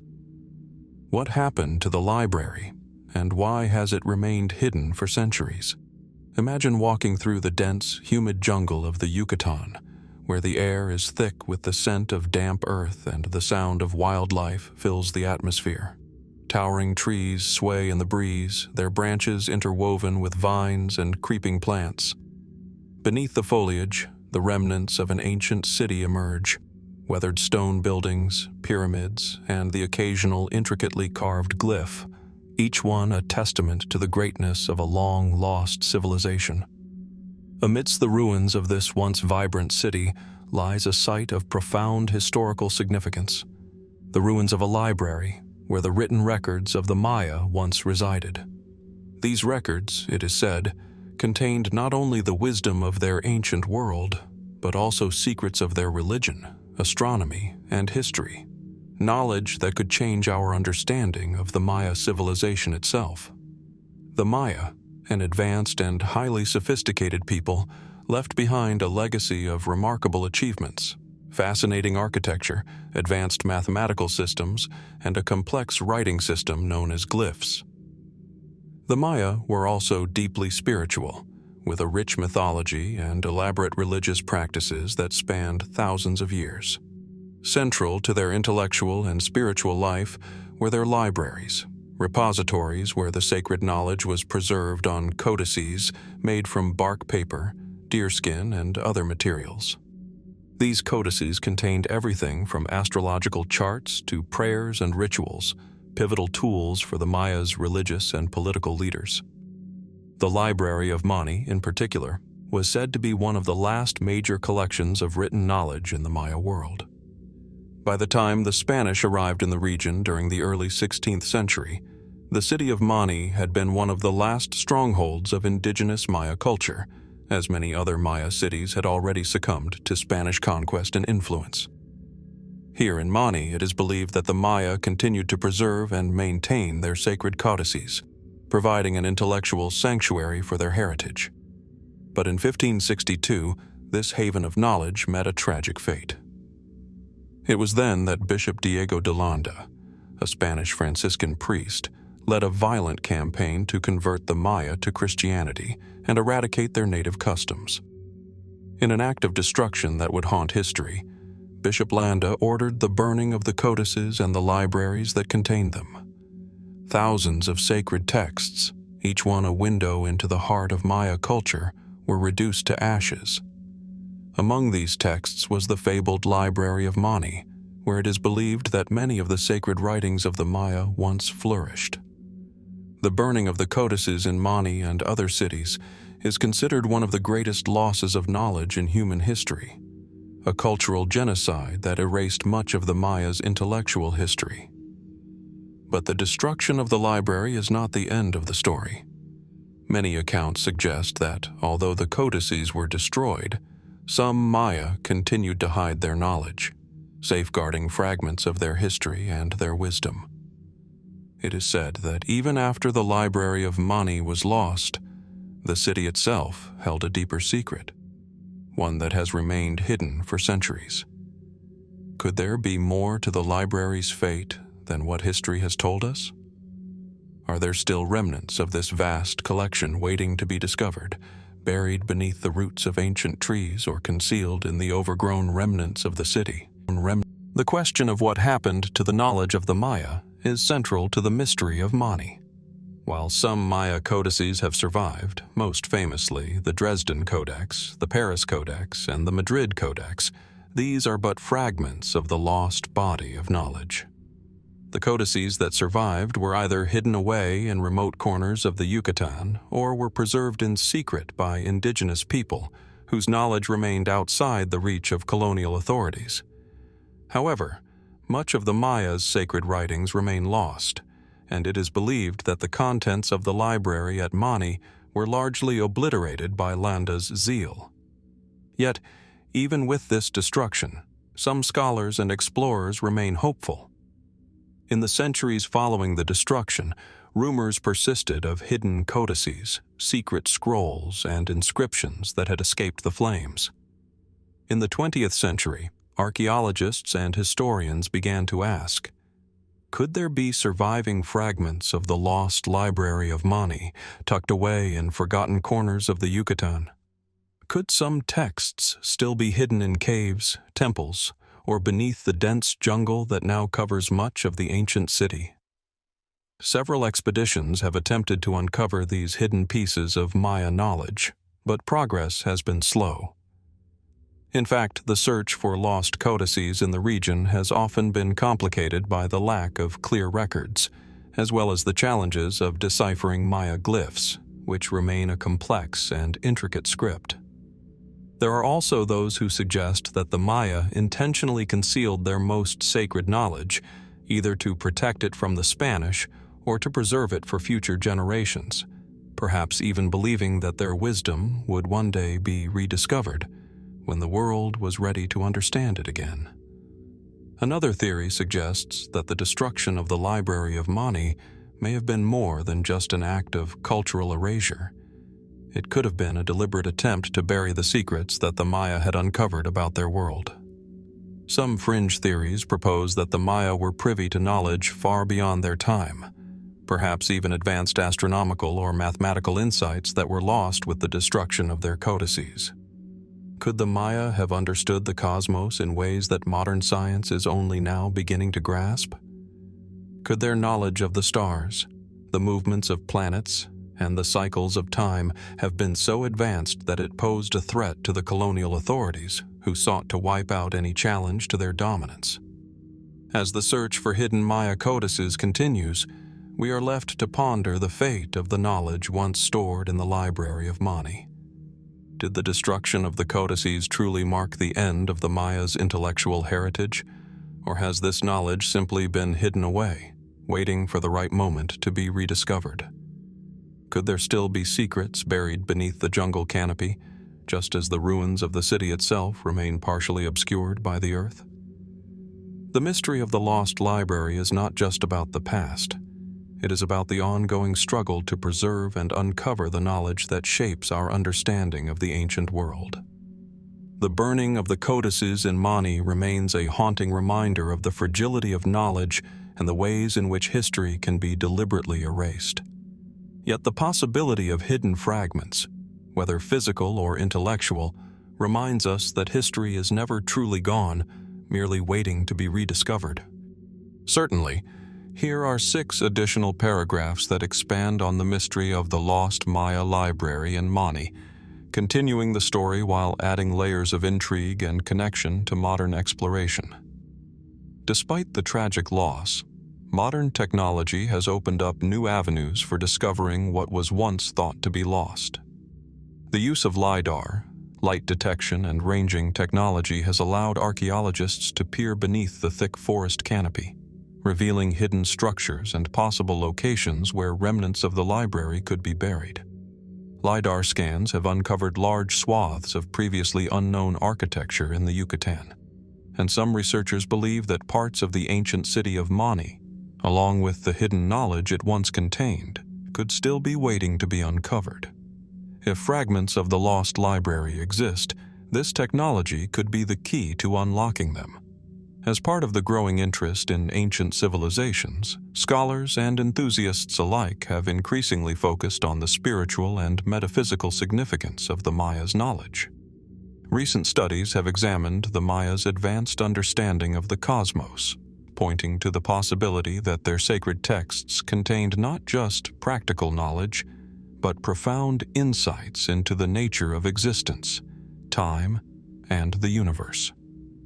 The lost library may not just have been a collection of mundane records, but a treasure trove of esoteric wisdom, guiding the Maya through cycles of time and perhaps even holding keys to hidden truths about humanity's connection to the stars. In the search for these secrets, some researchers have delved into the concept of hidden history. Could there have been ancient alliances between the Maya and other advanced civilizations? such as those of the Egyptians, the Sumerians, or the ancient Chinese? This theory, while speculative, suggests that the knowledge of the Maya may not have been entirely unique, but rather part of a larger global network of wisdom that has been systematically erased from the historical record. Could the Maya have shared or exchanged ideas with other cultures long before European colonial powers arrived on the scene? Another avenue of inquiry has been the exploration of oral traditions. While the written records of the Maya were tragically lost, the oral traditions of the indigenous peoples of the Yucatan have preserved much of their mythology and history. These stories, passed down through generations, may hold clues to the fate of the library and the sacred texts it once housed. Many indigenous communities continue to hold deep reverence for their ancestors' knowledge, and some believe that the lost writings of the Maya could one day be revealed through the rediscovery of these oral traditions. As new discoveries continue to unfold, the search for the lost library of Mani becomes more than just an archaeological endeavor. It is a quest for cultural restoration. The Maya civilization, like many others throughout history, experienced devastating losses at the hands of colonization. Yet, their descendants remain resilient, and the recovery of their ancestral knowledge is seen by some as an act of cultural reclamation.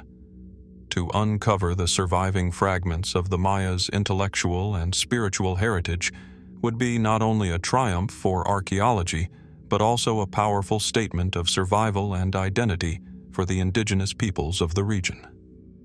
Finally, the mystery of the Library of Mani forces us to reflect on the broader theme of the preservation of knowledge in human history.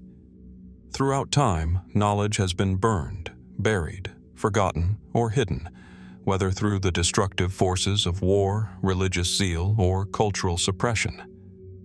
The loss of the Maya codices is just one example of how civilizations have fought to protect their knowledge from those who seek to control or destroy it.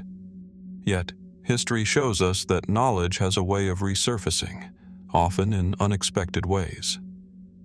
Whether in the form of physical artifacts or through the preservation of memory, humanity's greatest ideas often find a way to endure, waiting for the right moment to be rediscovered.